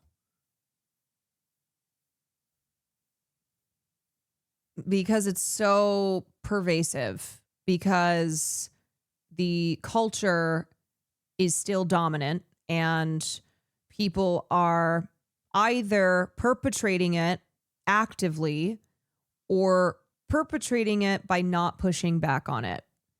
Tim Pool's hairline, thank you for the 26 months. I'm telling you, I would make more money. I would be bigger as a content creator if I were the opposite of who I am. If the pop culture stories I covered, if my takes on things were the opposite of what I say, I would be more successful. I would be. And I also would be just more appealing to a lot of viewers on this platform. I will tell you that as a 33-year-old woman who talks about these cultural issues, a lot of people don't want to hear it. That's the reality. They already look at me. I'm already, I'm practically dead because of my age and being a woman who's my age, let alone the things I talk about. So that's just the truth of it. It's less profitable for me to be pushing back on. I want to hear it. Well, I know you all do. That's why y'all are here. But you know that that's the truth. Right? I mean, how many times am I targeted by men, by male streamers in their communities when I don't even talk about them? It's just because I exist. Even when there are other people who are actively trying to fight with them, actively going after them. And I usually take you know what? It's not worth my time. I know what you want. I'm not going to engage in this. I'm not going to go back and forth. Even when I just try and stay over here, do what I do, it doesn't matter because it's just my existing and using my voice the way that I do, which is, it's just chum. It's chum for these misogynists. Men hate staying out of women's business. And they stir up their communities, and it's so easy. It's very easy to come after somebody like me. It's very easy. And I constantly feel like I put my shield up. And I'm trying to dodge it all. And I try not to, I really try not to engage with them. I try not to further give them content and allow myself to be drawn into this bullshit that they're creating, but it's still, it's something that I just can't avoid. I will never be able to avoid it until I'm just gone. And I don't mean dead, like Well, that too, but as long as I'm in these spaces and I continue to speak the way that I do, it will never go away. And so that's why a lot of women don't say anything. That's why when they know what the reality is. They know. I mean, I think some people try and convince themselves it's not that bad or it's whatever, but it's denial or it's a self-preservation of you have to protect yourself from this shit. You're also Asian, so you have a double. Yes. Oh yeah. That element, that intersectionality, which produces a lot of hate towards someone like me. Even if I go, hey, I don't spend my streams talking about you. I don't participate in this back and forth. Would you say it's one battle after another? I would say it's one battle after another. I hate it when people make it seem like women and POC are just some are less interested in streaming. That's a naturally occurring phenomenon. It's like, no. Do you know how difficult it is? The obstacles by just existing and the shit that brings.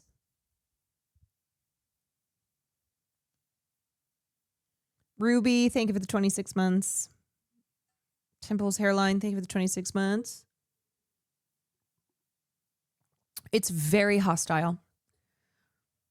Valkyrie says something about Palestine. She gets but like you look at Pokey, you look at Valkyrie, you look at these high profile female streamers who are not political streamers.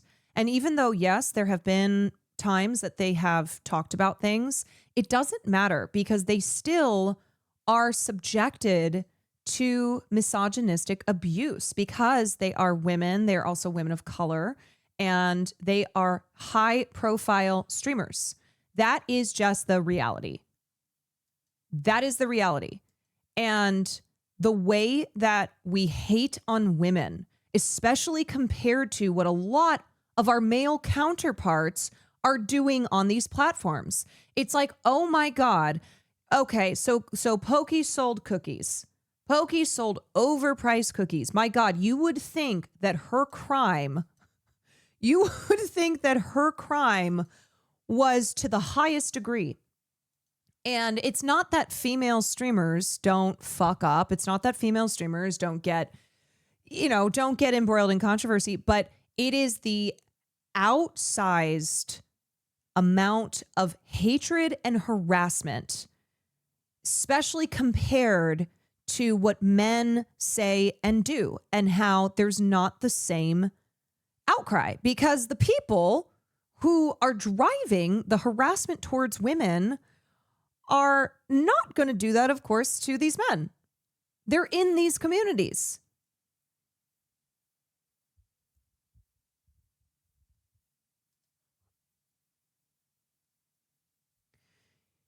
You're an advocate for people. Why would they target you? Caroline seems to be a chill person. Why the fuck she's getting hate for advocacy? I wish it were not the case. But unfortunately it is. I am not allowed to be here on my stream, to be here on the internet, advocating for women, for trans and queer people, for Black and people of color, for, progressive issues and the values that I have. I'm not allowed to advocate at all. I'm not allowed to try and be a positive voice in this space, to also just talk about the things that I care about, that are important to me, without being subjected to harassment, because somebody like me is an easy target. Somebody like me is an easy target. I mean, even before Israel and Palestine, when I first started streaming, I was getting death threats. And I will never forget when I asked Will and I said, have you ever gotten a death threat? And he had been streaming at that point for 3.5 years. And he had never gotten one death threat. Yeah, this is when I was like giga new, before I had earned the enemies that I have now. You know, and ultimately the goal is to harass me out of these spaces. For me, it's like, okay, as a woman, you want us to leave you alone. You want to exist without this hostile environment constantly surrounding you, then don't say shit. Right. A woman, not white, says people should have basic human rights. That's my crime. That is my crime. Yeah, but that's the reality, is like, it's shut up. It's truly shut up and let us run the show here. Little girl, little stupid girl.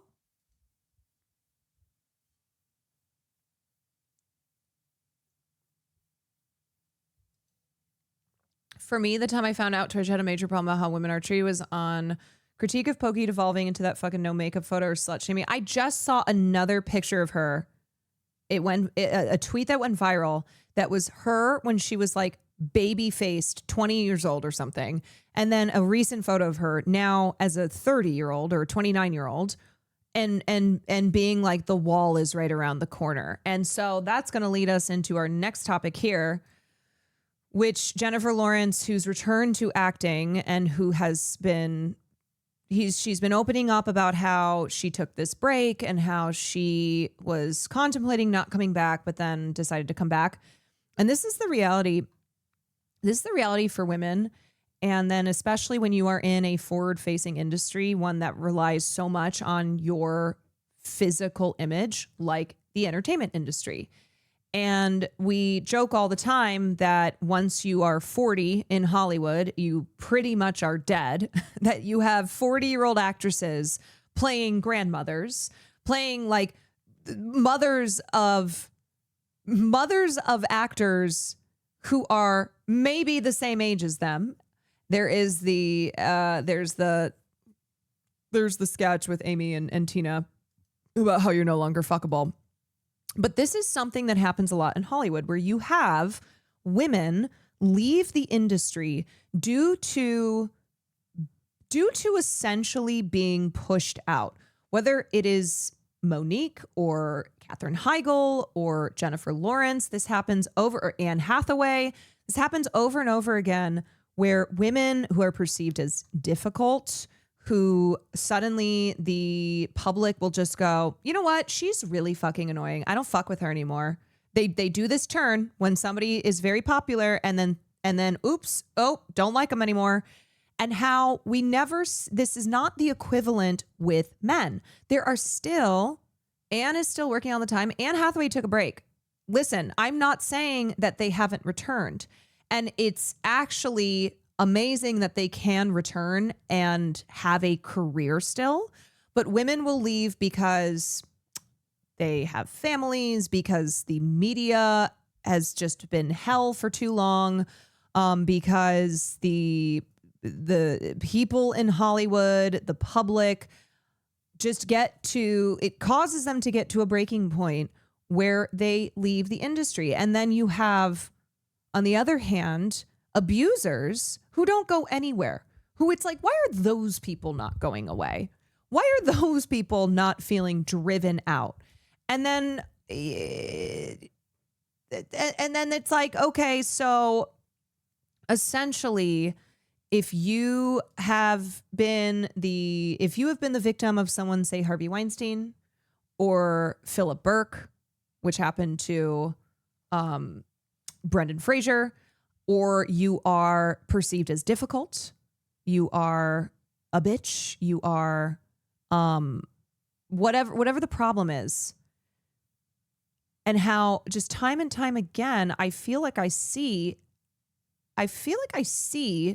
actresses like a Jennifer Lawrence or Anne Hathaway who end up taking a break and really they didn't do anything to warrant the torrent of hatred against them.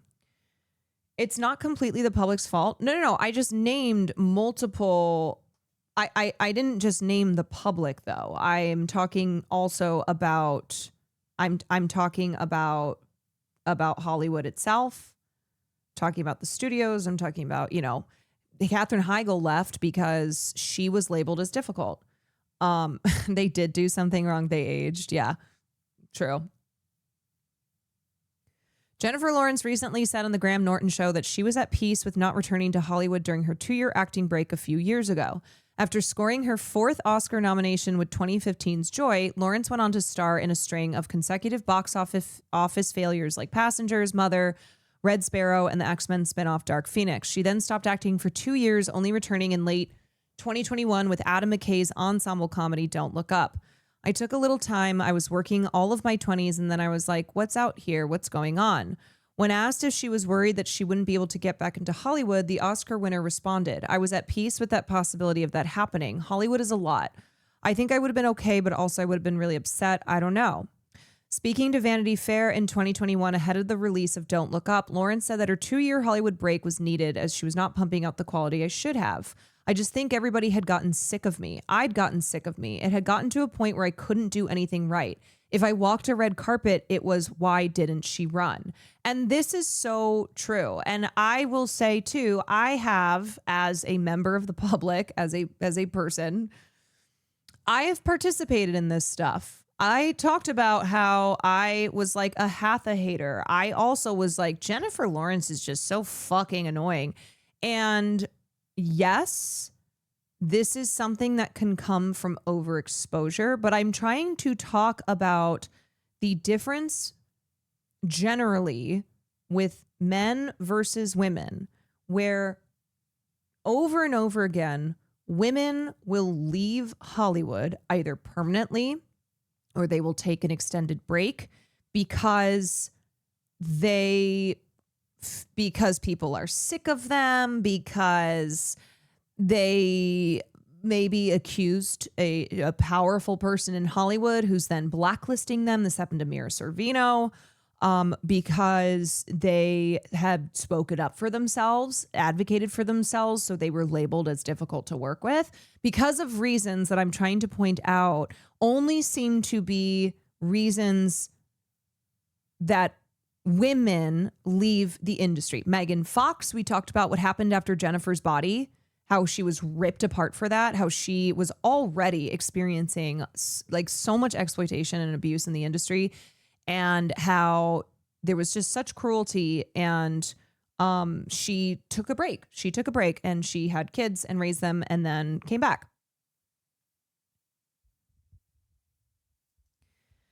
And it's not, and there are sometimes this happens with men, but for the most part, if I feel a man at the top of his game, if he has to step away, it's probably because of very serious allegations. I'm talking about actresses who are top of the game who then step away. Men do not do that because they don't need to, and because there is just not the same culture affecting them. And in fact, like, you have motherfuckers such as Johnny Depp, who we talked about yesterday. His ass is going to be playing Scrooge in Christmas Carol. Brendan Fraser is one of the few exceptions where he was sexually assaulted by Philip Burke, who was then the president of the Hollywood Golden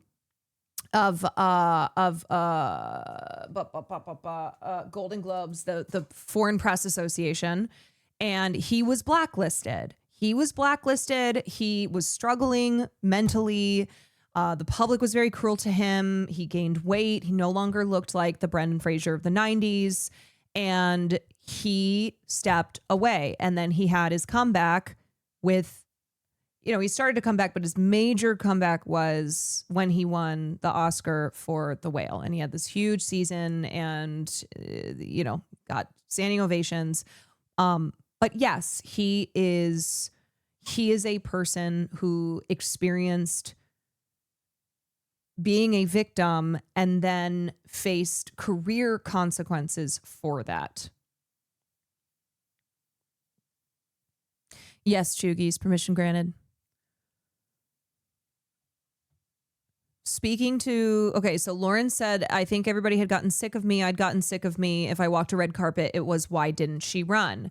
And this is what I worried about with Chappell Roan, where Chappell, hot on the scene, always speaking her mind, saying things that other people weren't saying. And then how she has a lot of people who have come to despise her because of her willingness to speak her mind and acting in ways that, ooh, she should not be acting. And how she's already gotten off of social media. She already has talked about the impact on her mental health. And I was like, look, if you guys push Chappell away, we're going to have some serious problems. If you keep her from continuing to be an artist, to participate in culture, then we're gonna have a problem. But already, like, she speaks less on social media because of the torrent of abuse that she's experienced. I remember J-Law being so funny and charismatic on red carpets and interviews. I didn't know about the hate. This happens a lot where you have an actress who is as successful all over as Jennifer Lawrence is, and it's essentially a matter of time when people will start to turn on her, when the perception will be, oh, she's actually really annoying. So her being funny and quirky and having these goofy moments then became this thing where people were like, I'm sick of her. And she took a break.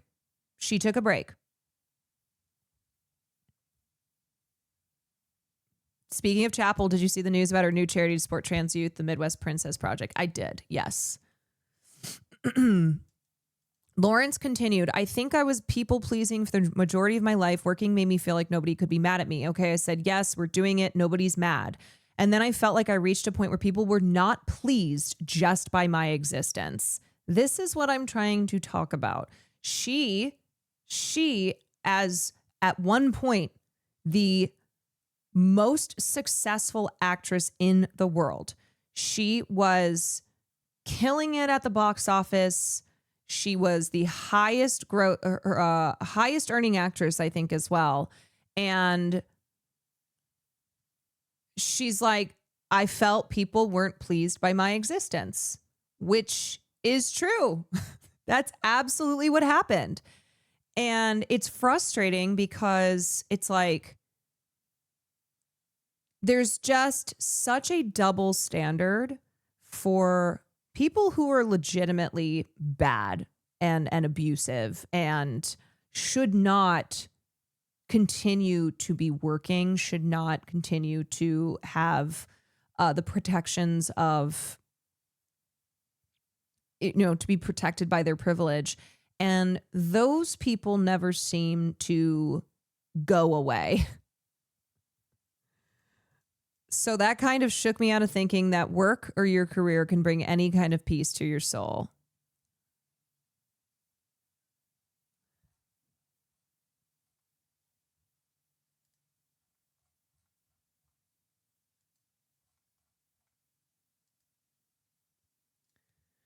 Margot Robbie. Yeah, Margot Robbie talked about taking a break after Barbie because I think everybody's probably sick of the sight of me.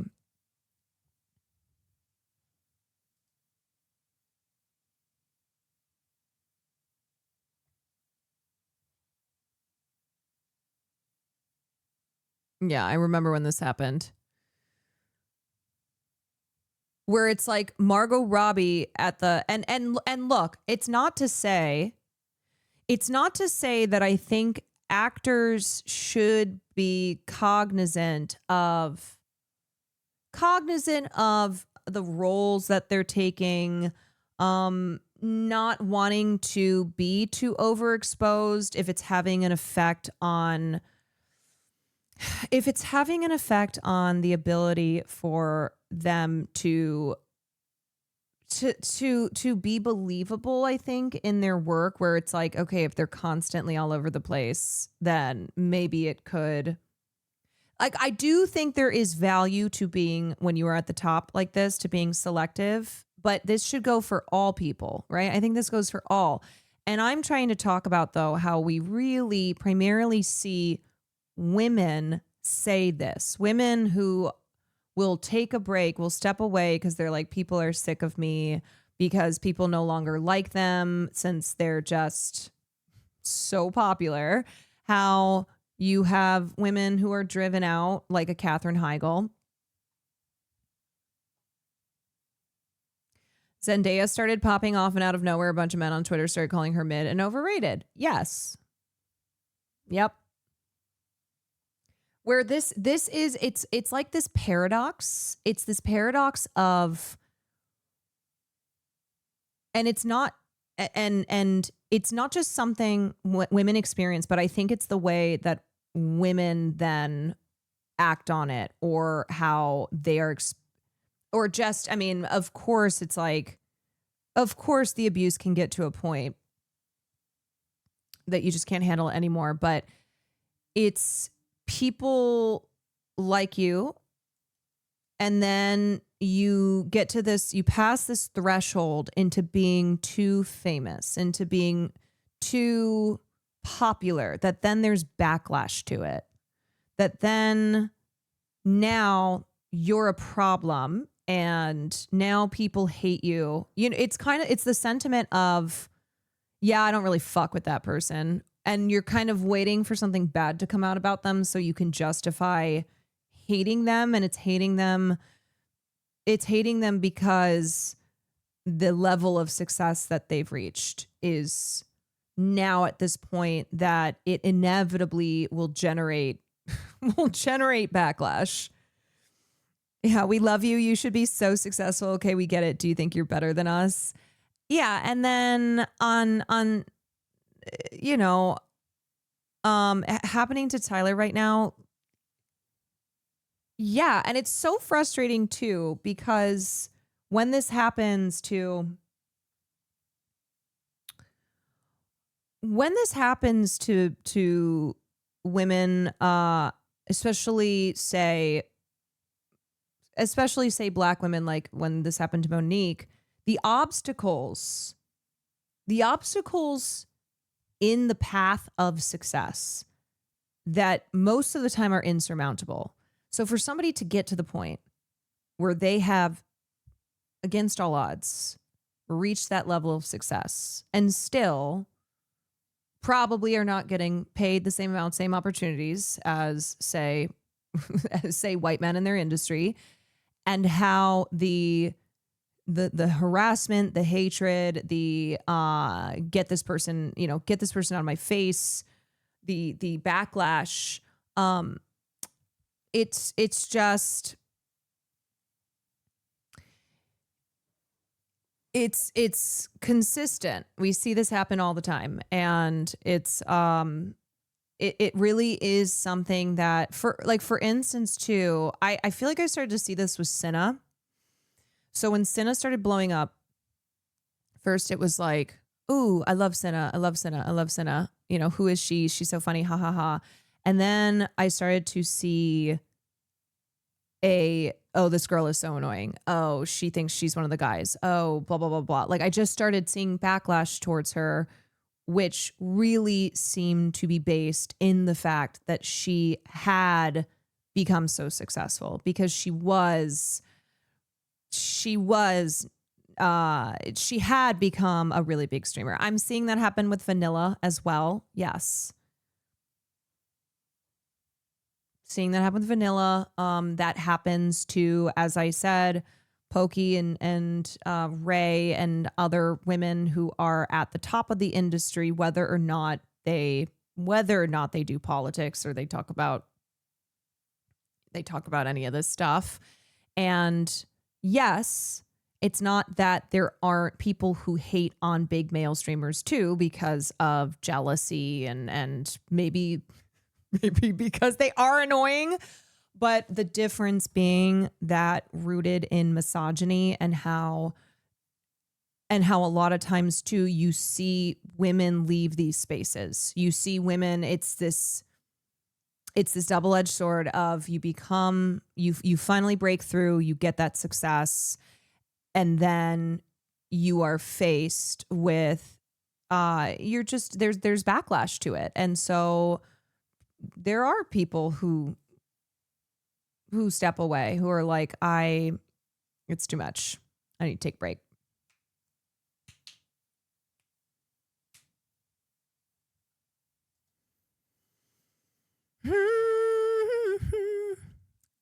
Okie dokie. Next up, let's look at Winter. Thank you for the 5 months. When you get famous in your movie, I'm going to tweet, I never liked that Caroline Kwan. You know what? If that happens, I fully give you permission, because that would mean that my movie got made.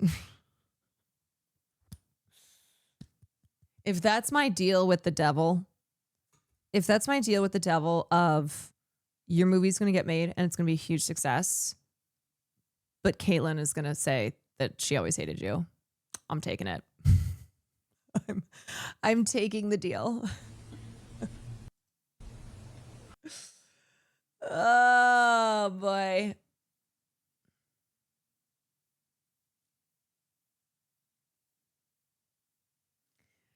And you know, the frustrating thing about, I could never say it, unfortunately. Come on, Caitlyn. The frustrating thing with being in an industry where you are constantly being perceived and people on the internet will say whatever they want to say is there's only so much you can control. And I wish it didn't suck every time I see something like, oh, Will Neff is great, but his bitch girlfriend sucks. Or like, you know, something where it's not just putting me down, but it's also putting me down in the context of Will.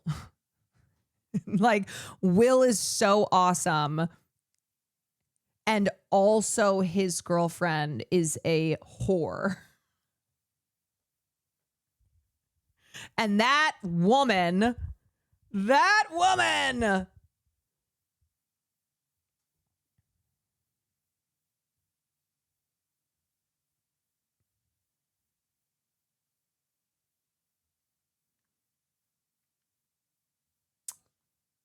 Yep. When is somebody going to be like, Caroline Kwan is great, but her bitch of a boyfriend?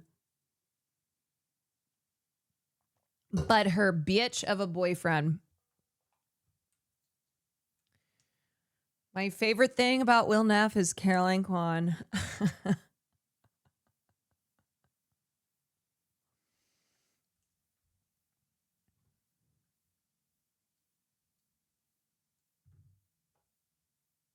No tea, no shade. Do you get your lips done, queen? I get Botox. I get a little tox.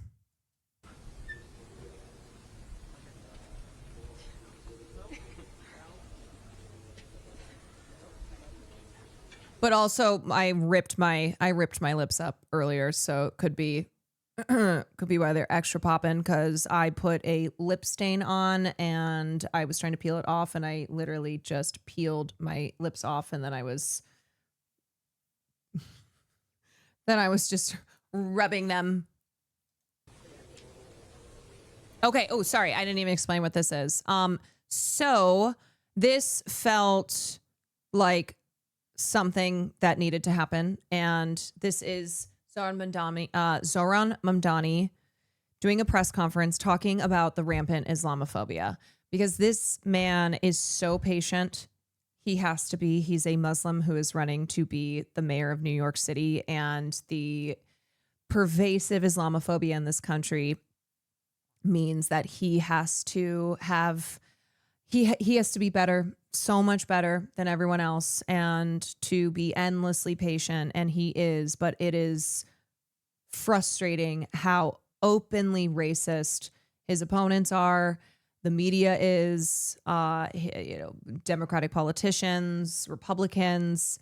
And so a lot of us who have been sitting here and watching him have to deal with just blatant Islamophobic attacks. I think this felt like a long time coming. And he has previously done something like this, a little press conference and addressed racist attacks against him. But this is this is incredibly defiant. Sliwa almost died watching this.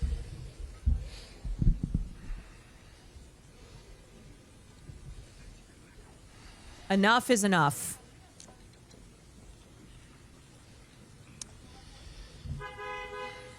Enough is enough. 6 years ago, shortly after I'd announced I was running for state assembly, a well-meaning Muslim uncle pulled me aside. He smiled softly and looked at me with care.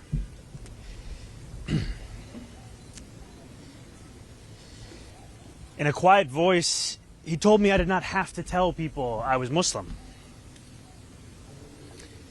His eyes kind, his beard proud, and his face heavy with the implications of the unsaid. I had not learned the lesson that he had been taught time and again. It is the lesson that safety could only be found in the shadows of our city. That it is in those shadows alone where Muslims could embrace their full identities. And that if we were to emerge from those shadows, that it is in those shadows that we must leave our faith. These are lessons that so many Muslim New Yorkers have been taught again and again. And over these last few days, these lessons have become the closing messages of Andrew Cuomo, Curtis Sliwa, and Eric Adams. Yesterday, Andrew Cuomo laughed and agreed when a radio host said that I would cheer another 9/11. Yesterday, Eric Adams said that we can't let our city become Europe. He compared me to violent extremists. And he lied again and again when he said that our movement seeks to burn churches and destroy communities. The day before that, Curtis Sliwa slandered me from the debate stage when he claimed that I support global jihad. And every day, Super PAC ads imply that I am a terrorist or mock the way I eat. Push polls that ask New Yorkers questions like whether they support invented proposals to make halal food mandatory, or political cartoons that represent my candidacy as an airplane hurtling towards the World Trade Center. I mean, it is cartoonishly levels of racism. Cartoonish levels of racism. It's so infuriating and absurd, and it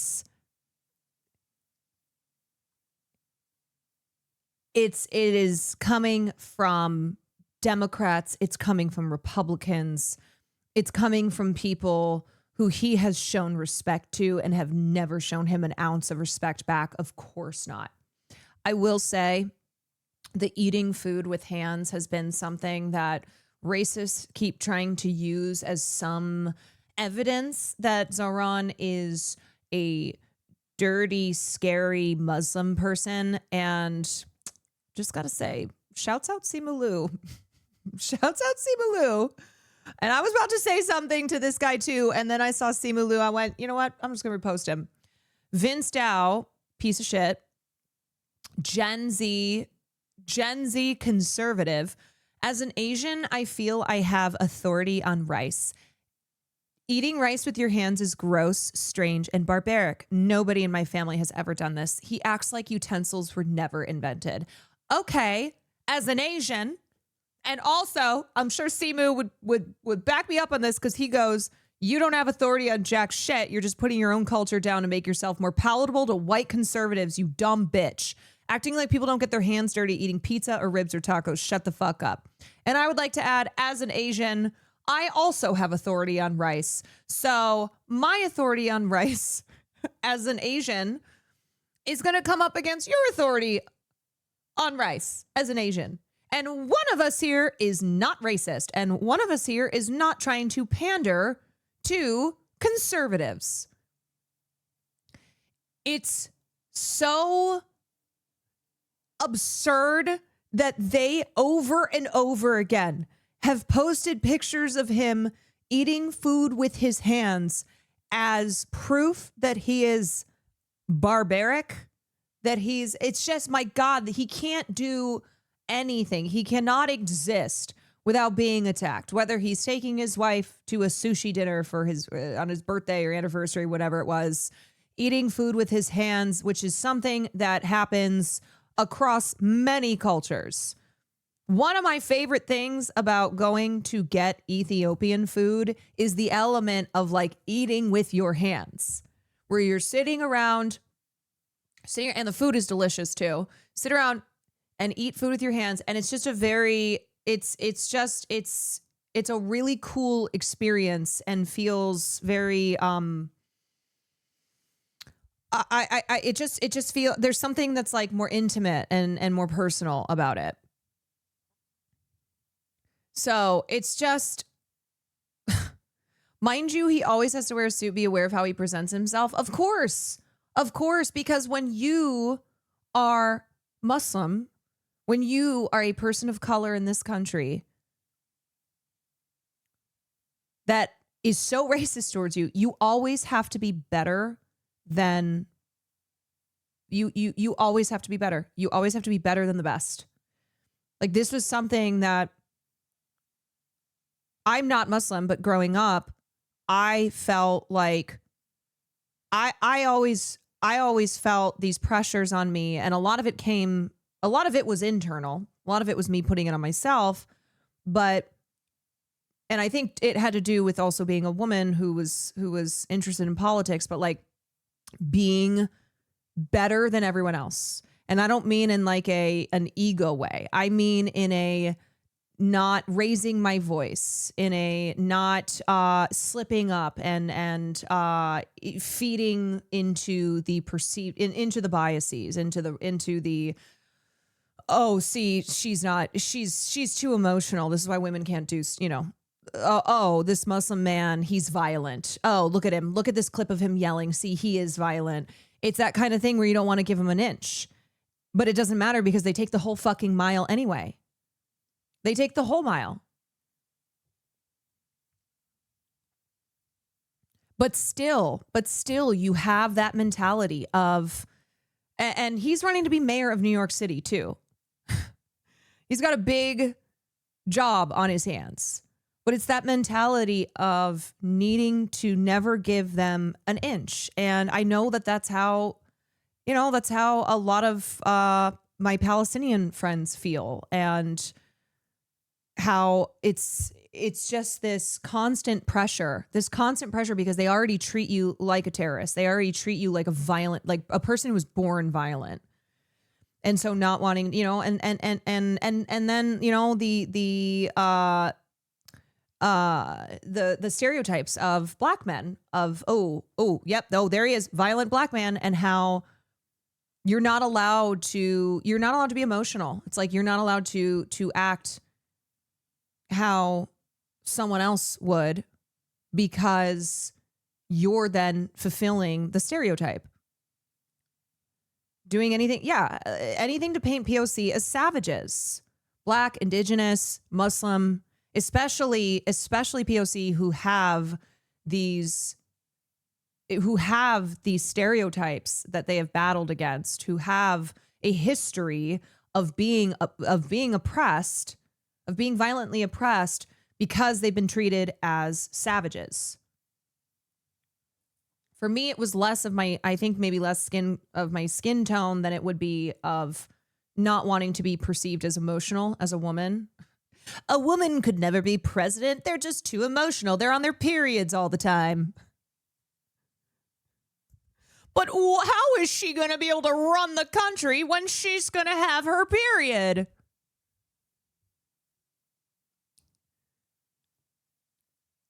Motherfuckers that wipe Cheeto dust on their shirt before they shake are mad somebody eats with their hands.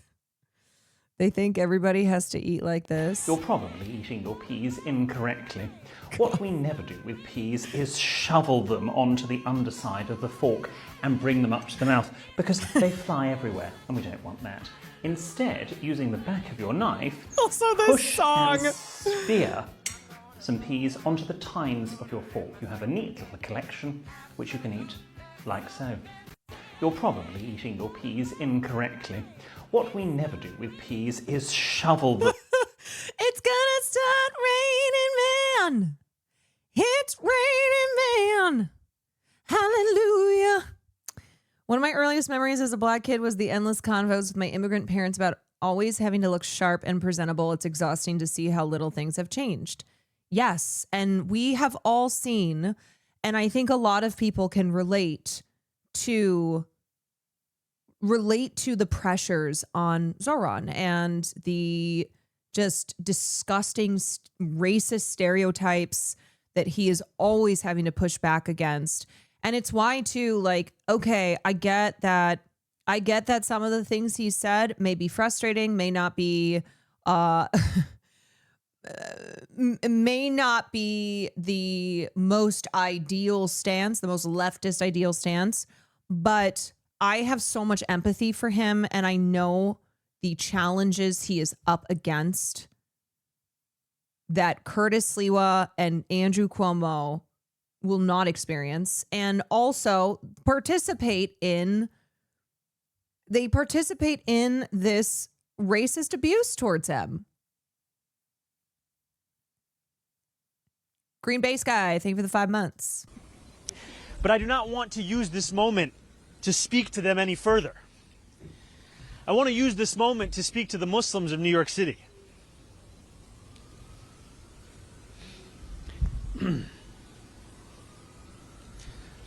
I want to speak to the memory of my aunt.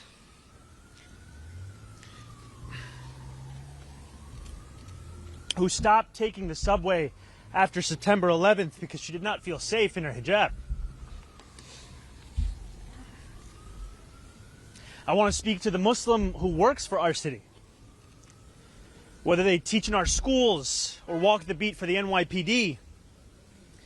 New Yorkers who all make daily sacrifices for the city they call home, only to see their leaders spit in their face.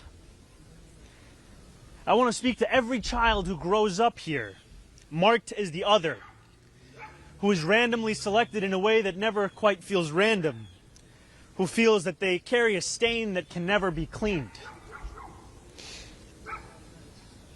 Growing up in the shadow of 9/11, I have known what it means to live with an undercurrent of suspicion in this city.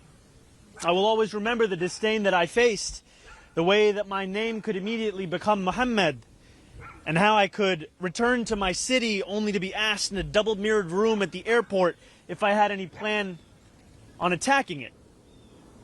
And since I was very young, I've also known that I was spared the worst of it. I was never pressured to be an informant, like a classmate of mine.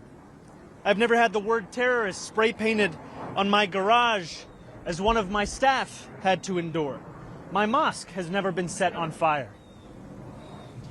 To be Muslim in New York is to expect indignity. But indignity does not make us distinct. There are many New Yorkers who face it. It is the tolerance of that indignity that does. Yes. Since I announced my candidacy for mayor 1 year ago yesterday, I have sought to be the candidate fighting for every single New Yorker, not simply the Muslim candidate. I've carried these indignities with me each moment of this race, doing so all the while as the first major Muslim candidate in the history of our city. I thought that if I could build a campaign of universality, I could define myself as the leader I aspire to be, one representing every New Yorker, no matter their skin color or religion, no matter where they were born. I thought that if I worked hard enough, it would allow me to be that leader. And I thought that if I behaved well enough, or bit my tongue enough in the face of racist, baseless attacks, all while returning back to my central message, it would allow me to be more than just my faith. I was wrong. No amount of redirection is ever enough. In doing this, I have told the wide-eyed young child in Jackson Heights or the first-time voter in Parkchester that they too should remain in the shadows. In many ways, I have become that same uncle who pulled me aside 6 years ago. No more. The dream of every Muslim is simply be treated the same as any other New Yorker. And yet for too long, we have been told to ask for less than that and to be satisfied with whatever little we receive. No more. For as long as we have lived, we have known that no matter what anyone says, there are still certain forms of hate that are acceptable in this city. Islamophobia is not seen as inexcusable. One can incite violence against our mosques and know that condemnation will never come.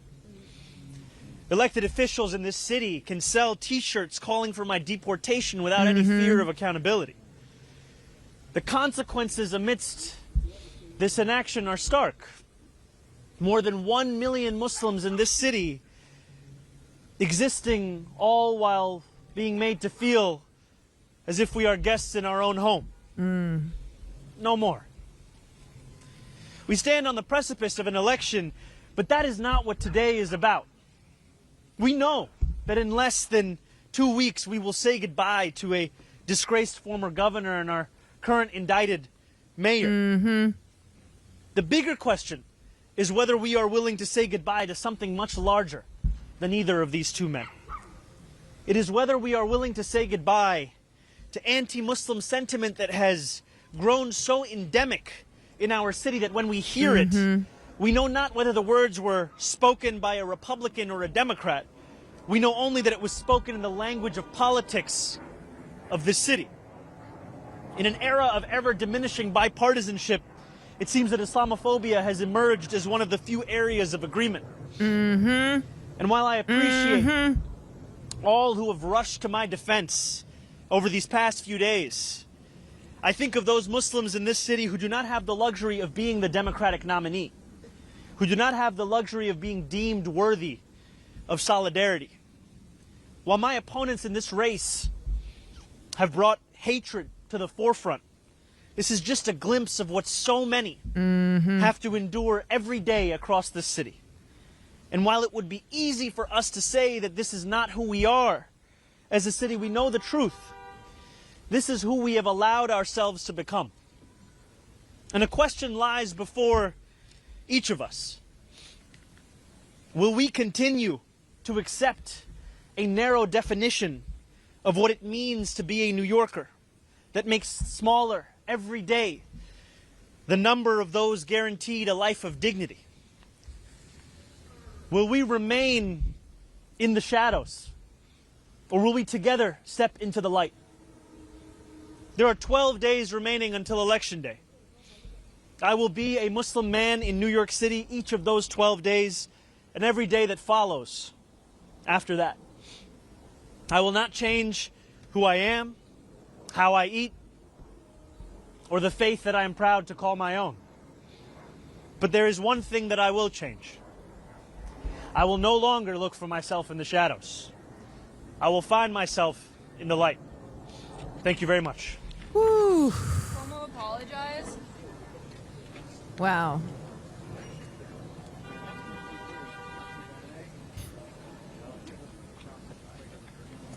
I mean, my God, it needed to be said. It needed to be said, and there are way too many people who are way too comfortable being so explicitly racist towards Muslims in this country. Islamophobia, which is encouraged, it's acceptable, it's encouraged. And that line about how a lot of people experience a life of indignity, but how one thing that separates Muslims is how they are supposed to tolerate that. The tolerance of indignity, the normalization of Islamophobia in liberal circles. Oh, hate has no home here.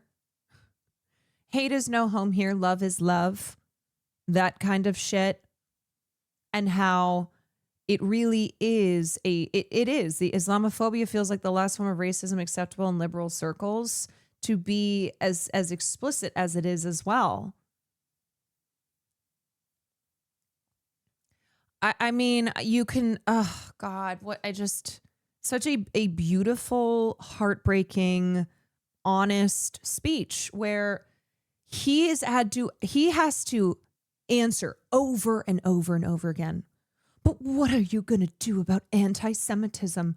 What about Jewish New Yorkers? And that's because Muslim New Yorkers, all Muslims in general, are expected to tolerate hate against them. Nobody gives a shit. Do you see anybody asking, what about Islamophobia? Islamophobia that's leading to, 6-year-old boys being stabbed to death in the suburbs of Chicago, of college students being shot in Vermont and paralyzed, of mosques being targeted, of everyday institutional racism.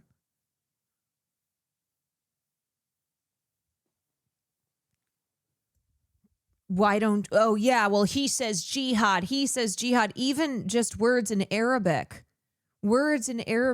being treated as a vile thing. Oh, listen, look. I mean, every element of Muslim culture being treated as something that is violent, while simultaneously this government and the politicians who make it up have a very cozy relationship with Saudi Arabia, with the people who played a big old part in 9/11. So it's interesting to always remember that difference there. Remember how Obama was a good family man as opposed to an Arab? Yes. Like, I remember how everybody was praising John McCain for being like, Barack Hussein Obama is, let me pull the exact quote.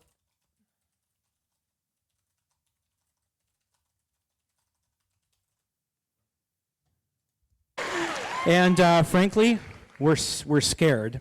We're scared of an Obama presidency. They were scared of him because his middle name is Hussein. That is how entrenched Islamophobia is. First of all, I want to be president of the United States, and obviously I do not want Senator Obama to be.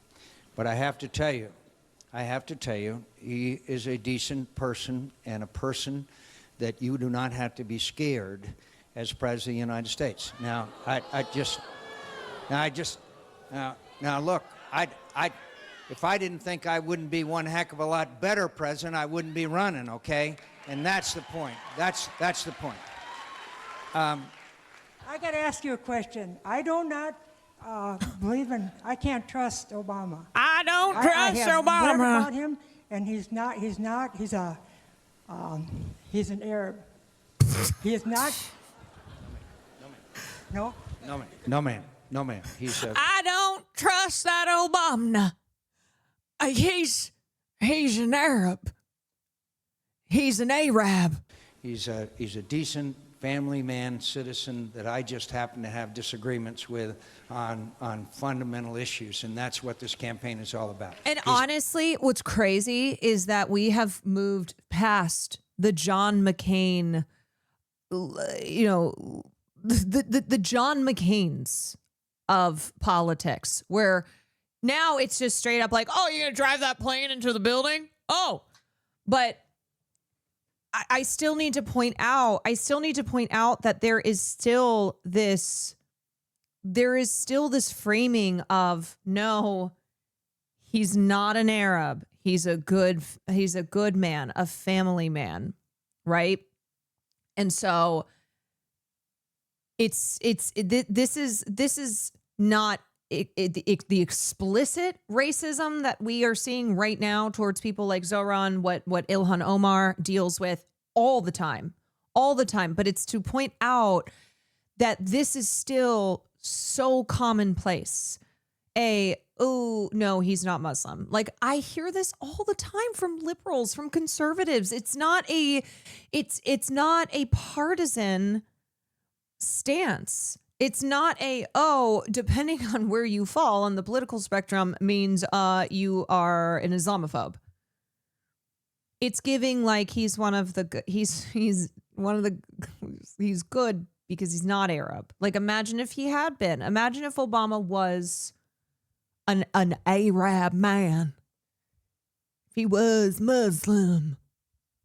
Right. He answers it as if being Arab, Muslim, and being a good family man are mutually exclusive. Yes. And still, it's crazy to think like just how we're at now, where we're at now, and the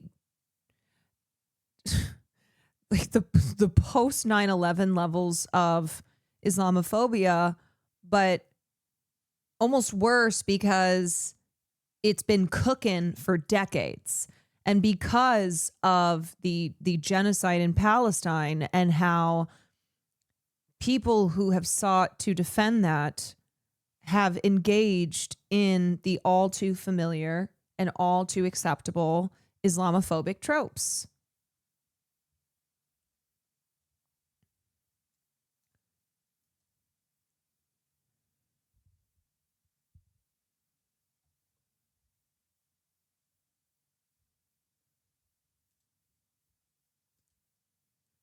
This segment is always what I think of from that era as well. They were trying to make a fist bump a foreign terrorist thing.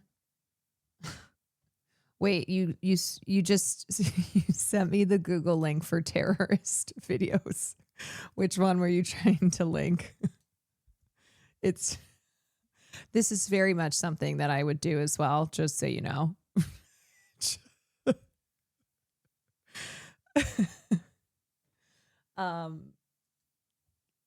The terrorist, will you link the actual video? That search is very funny. Green Base Guy, thank you for the 5 months. Do you think the accidental release of the extremely racist AI ad has anything to do with Hakeem Jeffries finally endorsing? No. Hakeem Jeffries is finally endorsing him because it's one day before voting. And because because Zoran's going to win because there's so much support for him. So Hakeem has been facing a lot of pressures. A lot of people from the Democratic base who are, I mean, also the endorsement is so tepid. It's such a non-endorsement. It's so clear that he does not legitimately endorse him because he believes that he's the best person to be mayor. In a statement to the New York Times, Mr. Jeffries acknowledged that the two men had areas of principal disagreement, but he said that Mr. Mamdani had won a free and fair election in the Democratic primary and emphasized he is the Democratic candidate, just like he won the primary, and emphasized that the party needed to unite in the face of an existential threat from President Trump. Hakeem Jeffries' endorsement of Mamdani is the most passive-aggressive one I've ever seen. It notes areas of disagreement before saying he won a fair and free election. So it's such a non-endorsement. It also doesn't do shit. It's like a little too late, buddy.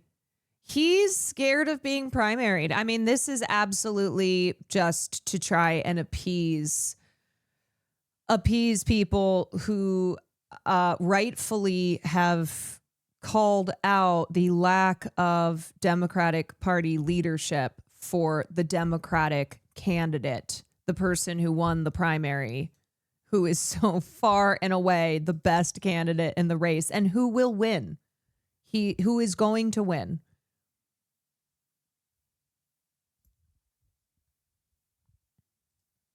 body language and what we can glean from it. Janine Driver is a body language expert and joins us now. Janine, thanks for being back with us. Body language expert. Okay, tell me about this whole thing. Let's start with the Barack and Michelle Obama. 'Cause This might be the lowest pixelated video I've ever seen. that's what most people are writing about this this fist thump. Is that sort of a signal that young people get? I'm sure it is, without a doubt. And it's a connection that they have together. It's something just personal between the two of them, like, I'm proud of you. I'm sorry, do you need to bring in a body language expert to talk about a fist bump? Here we've brought Janine Driver, our body language expert, to break down a fist bump between Michelle and Barack Obama. My husband and I if we're walking down the street. Is this a signal to young people? Is this something that young people understand? Proud of me. We have our own little method. He squeezes my hand 3 times, which means I love you. And I squeeze his 4 times, saying I love you too. It's something intimate between them, but I'm sure young people in this country are going to kind of like them kind of representing a little bit. Has our communication style changed as a culture in America, where we have more of this nonverbal communication? Absolutely, Edie. I mean, just even look in business women, we're wearing suits today, pantsuits. The generation from my mother's era versus today, it's always evolving and always changing. And that's just part of what we see.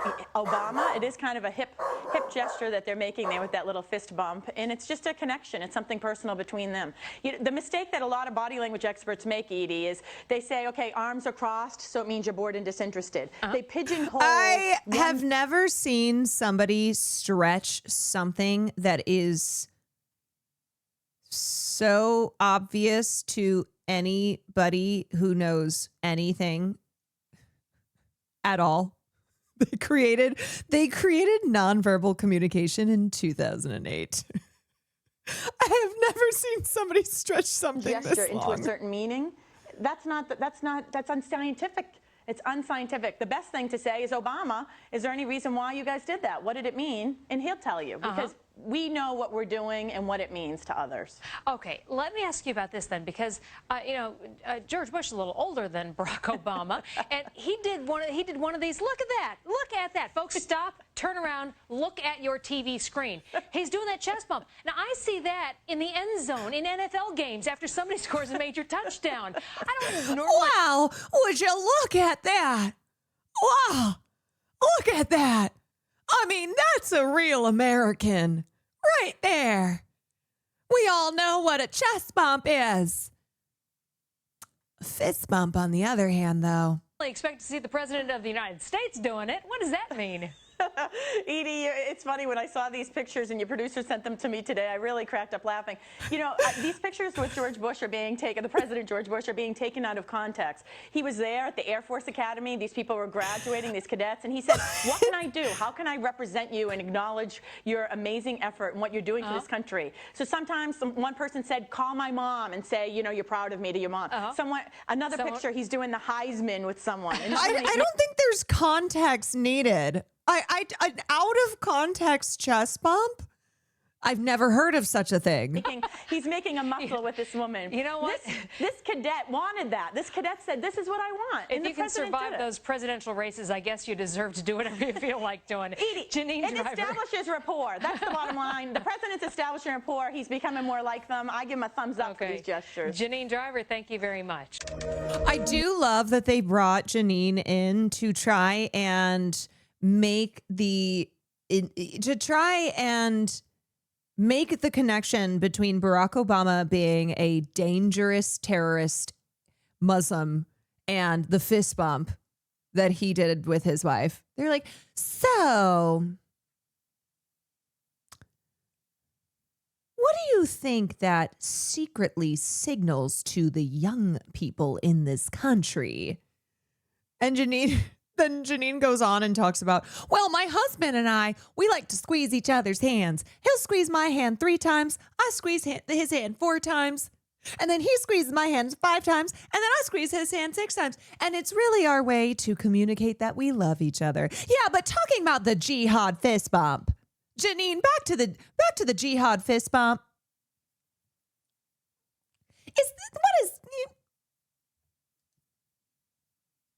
As a body language expert, Well, I'm no body language expert, but I do feel that, I think the fist bump, there's two. You have two fists.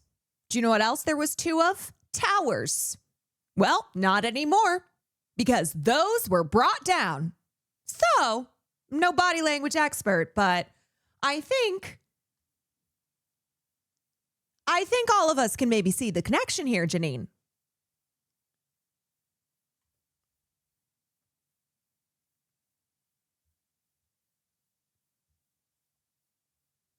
Nothing more of a scam than being a body language expert. These BLEs. 9/11. But yeah, probably gets paid thousands to be the body language expert on Fox News. Oh boy. Okay, so yes, Hakeem Jeffries begrudgingly last minute not endorsing Zohran because he is going to be the next mayor, and Hakeem Jeffries has to worry about his future, his own future in the Democratic Party. Hogan, thank you for the gifted sub. Anyway, just to wrap this up, I just feel this is so important too. This is so important, this speech, who Zohran is, what he represents. And this is something that we need to make it unacceptable. We need to make Islamophobia unacceptable. As I said, too many people who are too comfortable being disgustingly racist in public because there's no consequences to it. There's no repercussions. I mean, seriously, I know people who be like, I'm not racist, but I just don't like Muslims. Because that is not considered to be racist. It's not considered to be unacceptable, to be any type of faux pas, to view Islam, to view Muslims as bad, as not only not worthy of a dignified existence, but having to tolerate that indignity, even among liberals and progressives. Absolutely. Yep. Oh yeah.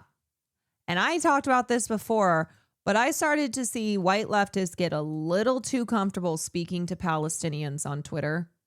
Palestinians in diaspora, even Palestinians who have left Palestine, who were able to escape, where I'm like, okay, Jonathan, who lives in Brooklyn and has his little flannel on and is a member of the DSA, getting a little too comfortable here with how we're speaking to Palestinians about a cause that they have fought for their entire lives because it is personal to them, because it has affected their family for decades.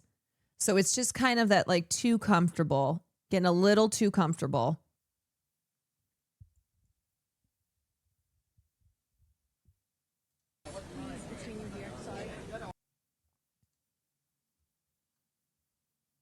Did you see this tonight? Oh, Pink Panthers features Zohran Mamdani and her show in New York City.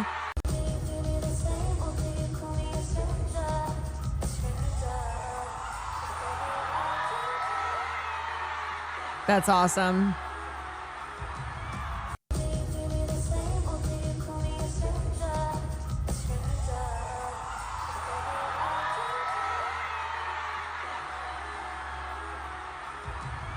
Pink Panthers, my queen. Just two icons maximizing joint slay. All right. So let me see what time it is. It's almost 9 o'clock.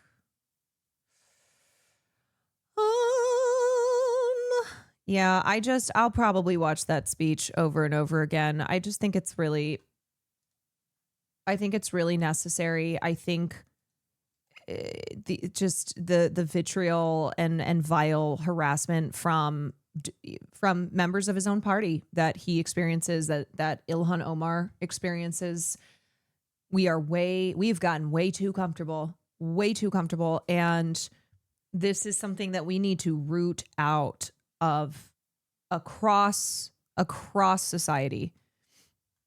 The Islamophobia that's so deeply entrenched, and finally having the potential of the first Muslim mayor in New York City, and what that will mean for people, what that means for all of us. And I really do. And the thing is that Zohran is also, he is obviously superior to his opponents, but he operates in a way that doesn't just point to the bad, doesn't just be like, we're in hell, but offers people a way through. The ability to envision a different New York, actual solutions, but also the having a Muslim man be the mayor of New York City will be it's an important step forward. And I don't think that like representation necessarily is the answer to political problems. And oftentimes we get people, finally, we get them at the table, and then they're just, they just have a seat at the table and aren't doing anything to actually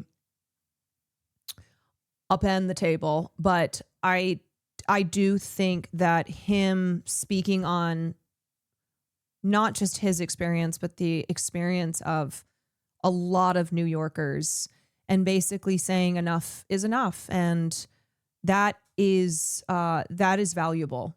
It is. When they're based AF, that helps. Yeah. So never forget Gillibrand accused him of global jihad. Yeah. They're all racist assholes. They are all racist assholes. That's what it's about. Wait, okay, before I leave, I have to show you guys something cute. So Robert Irwin is playing Fiyero in Wicked. Robert Irwin, who is the son of the late Steve Irwin, and he's a little Broadway baby, but this is so sweet. Jonathan Bailey sent him flowers, and look at how cute this is. Oh my goodness, that's gorgeous. Wait, what? Hang on, hold on. Who's it from? It's from Jonathan Bailey. Stop. No, stop. Seriously. It's from Jonathan Bailey. You are the shiz, Robert. You've done all the Fiero's crowd cheering you on from afar, Big Love JB. What? That is really cool. This has made my day. Thank you so much, Jonathan. You want to put those down so we can rehearse, or are you just gonna? How cute! Gorgeous. It's gorgeous. You are the shiz. So I guess these two performed a jazz routine to Dancing Through Life, or Dancing with the Stars Wicked theme night. And he dressed as, he did Prince Fiyero, and that's who Jonathan Bailey plays in the Wicked films. And so he sent him flowers, which was so sweet. I don't know, y'all, I gotta be so for real. Seeing most of the time, I'm not like this, but I feel an affinity for the Irwin kids. I think a lot of us growing up with Steve Irwin, loving Steve Irwin, being devastated by his death, and then seeing his family continue on, seeing Bindi when Bindi had her baby. I just have a soft spot for them. I do. And so seeing them thrive is something that will always that always touches my heart. It does. Will this be how you react to Wicked Part 2? Wonderful, they'll call you wonderful. Come and be wonderful. No. Trust me, it's fun. We will be wonderful. You'll make me wonderful. Wonderful, wonderful. But okay, I have a question. Is it because they've never seen Wicked or because they're just really excited? They're really excited that it's now a film, or because they just really love Ariana Grande? I don't know. I love Wicked. I have seen the show. I've seen it, but I am genuinely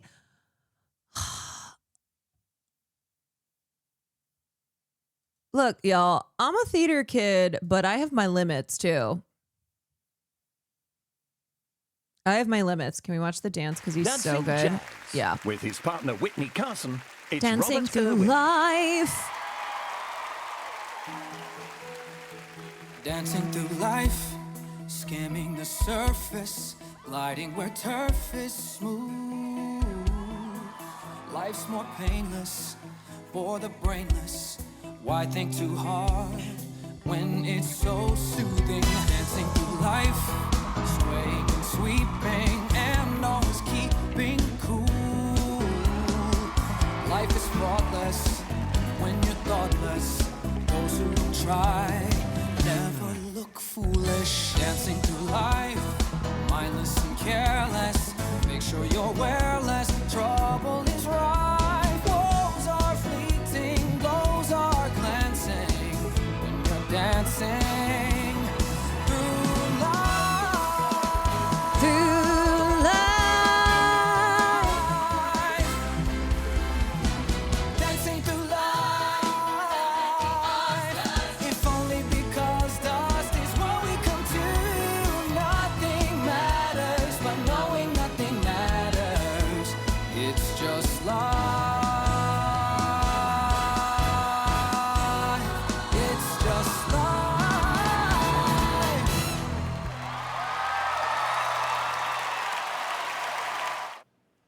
Thanks for watching. To get more. I have my limits, she says, as she she starts singing along.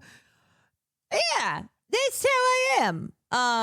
Okay, so speaking of musicals, I'm so excited. I am going to see Hadestown finally for the first time. They are doing the national tour and they are going to be at the Pantages. So I am going. I am ecstatic. I'm ecstatic. I have always loved Hadestown. I just have never seen a performance of it. So you know what I'm doing? Here's what I'm doing. I am back in my seeing live performances era. Dance. I am. I'm going back to shows. I'm going to go see theater again. I'm going to be surrounding myself with arts and with culture. I love movies, obviously. Love movies, love TV. Still will watch a lot of it. But I think one thing I've been missing is seeing theater. So I'm going back. Huge news. Huge. I'm going back. You must catch Maybe Happy Ending when the tour stops in LA. Would love to. So I'm so back. I'm so back. Your Honor, With his she's partner back. Whitney Carson, it's Robert Irwin.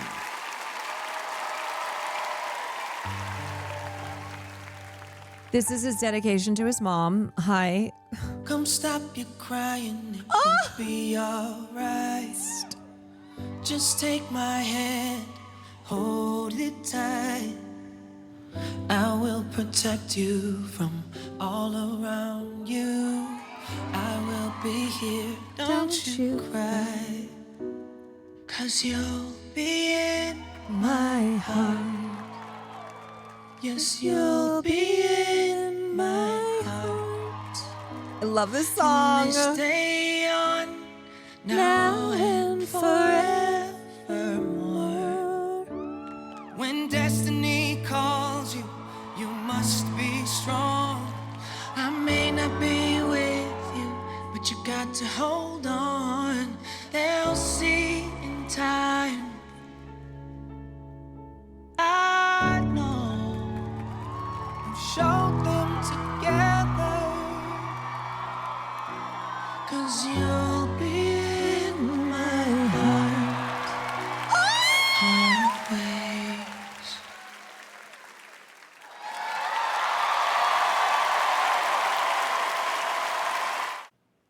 Thanks. Okay, what the hell? 'Cause you'll be in my heart. Always.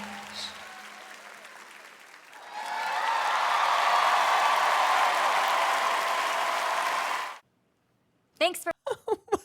God. Oh my God. That is so sweet. I love that so much. I love that.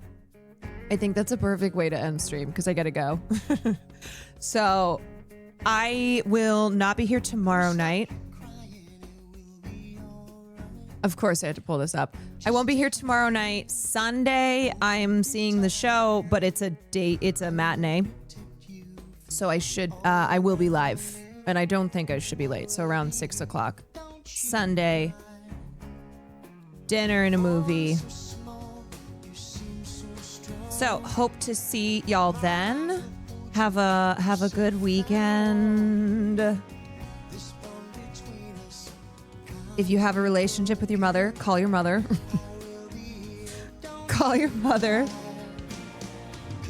You'll be in my heart. That reminds me, I need to call my mom. My heart. From this day on, now and forever. Okay, honestly, Tarzan soundtrack, one of the goats. One of the goats. My heart is the one you say. It didn't have to be that good, but it was so good. All right, I'm sending y'all to Wake Wilder. Thank you for joining me. Have a great rest of your night. See you later. Why can't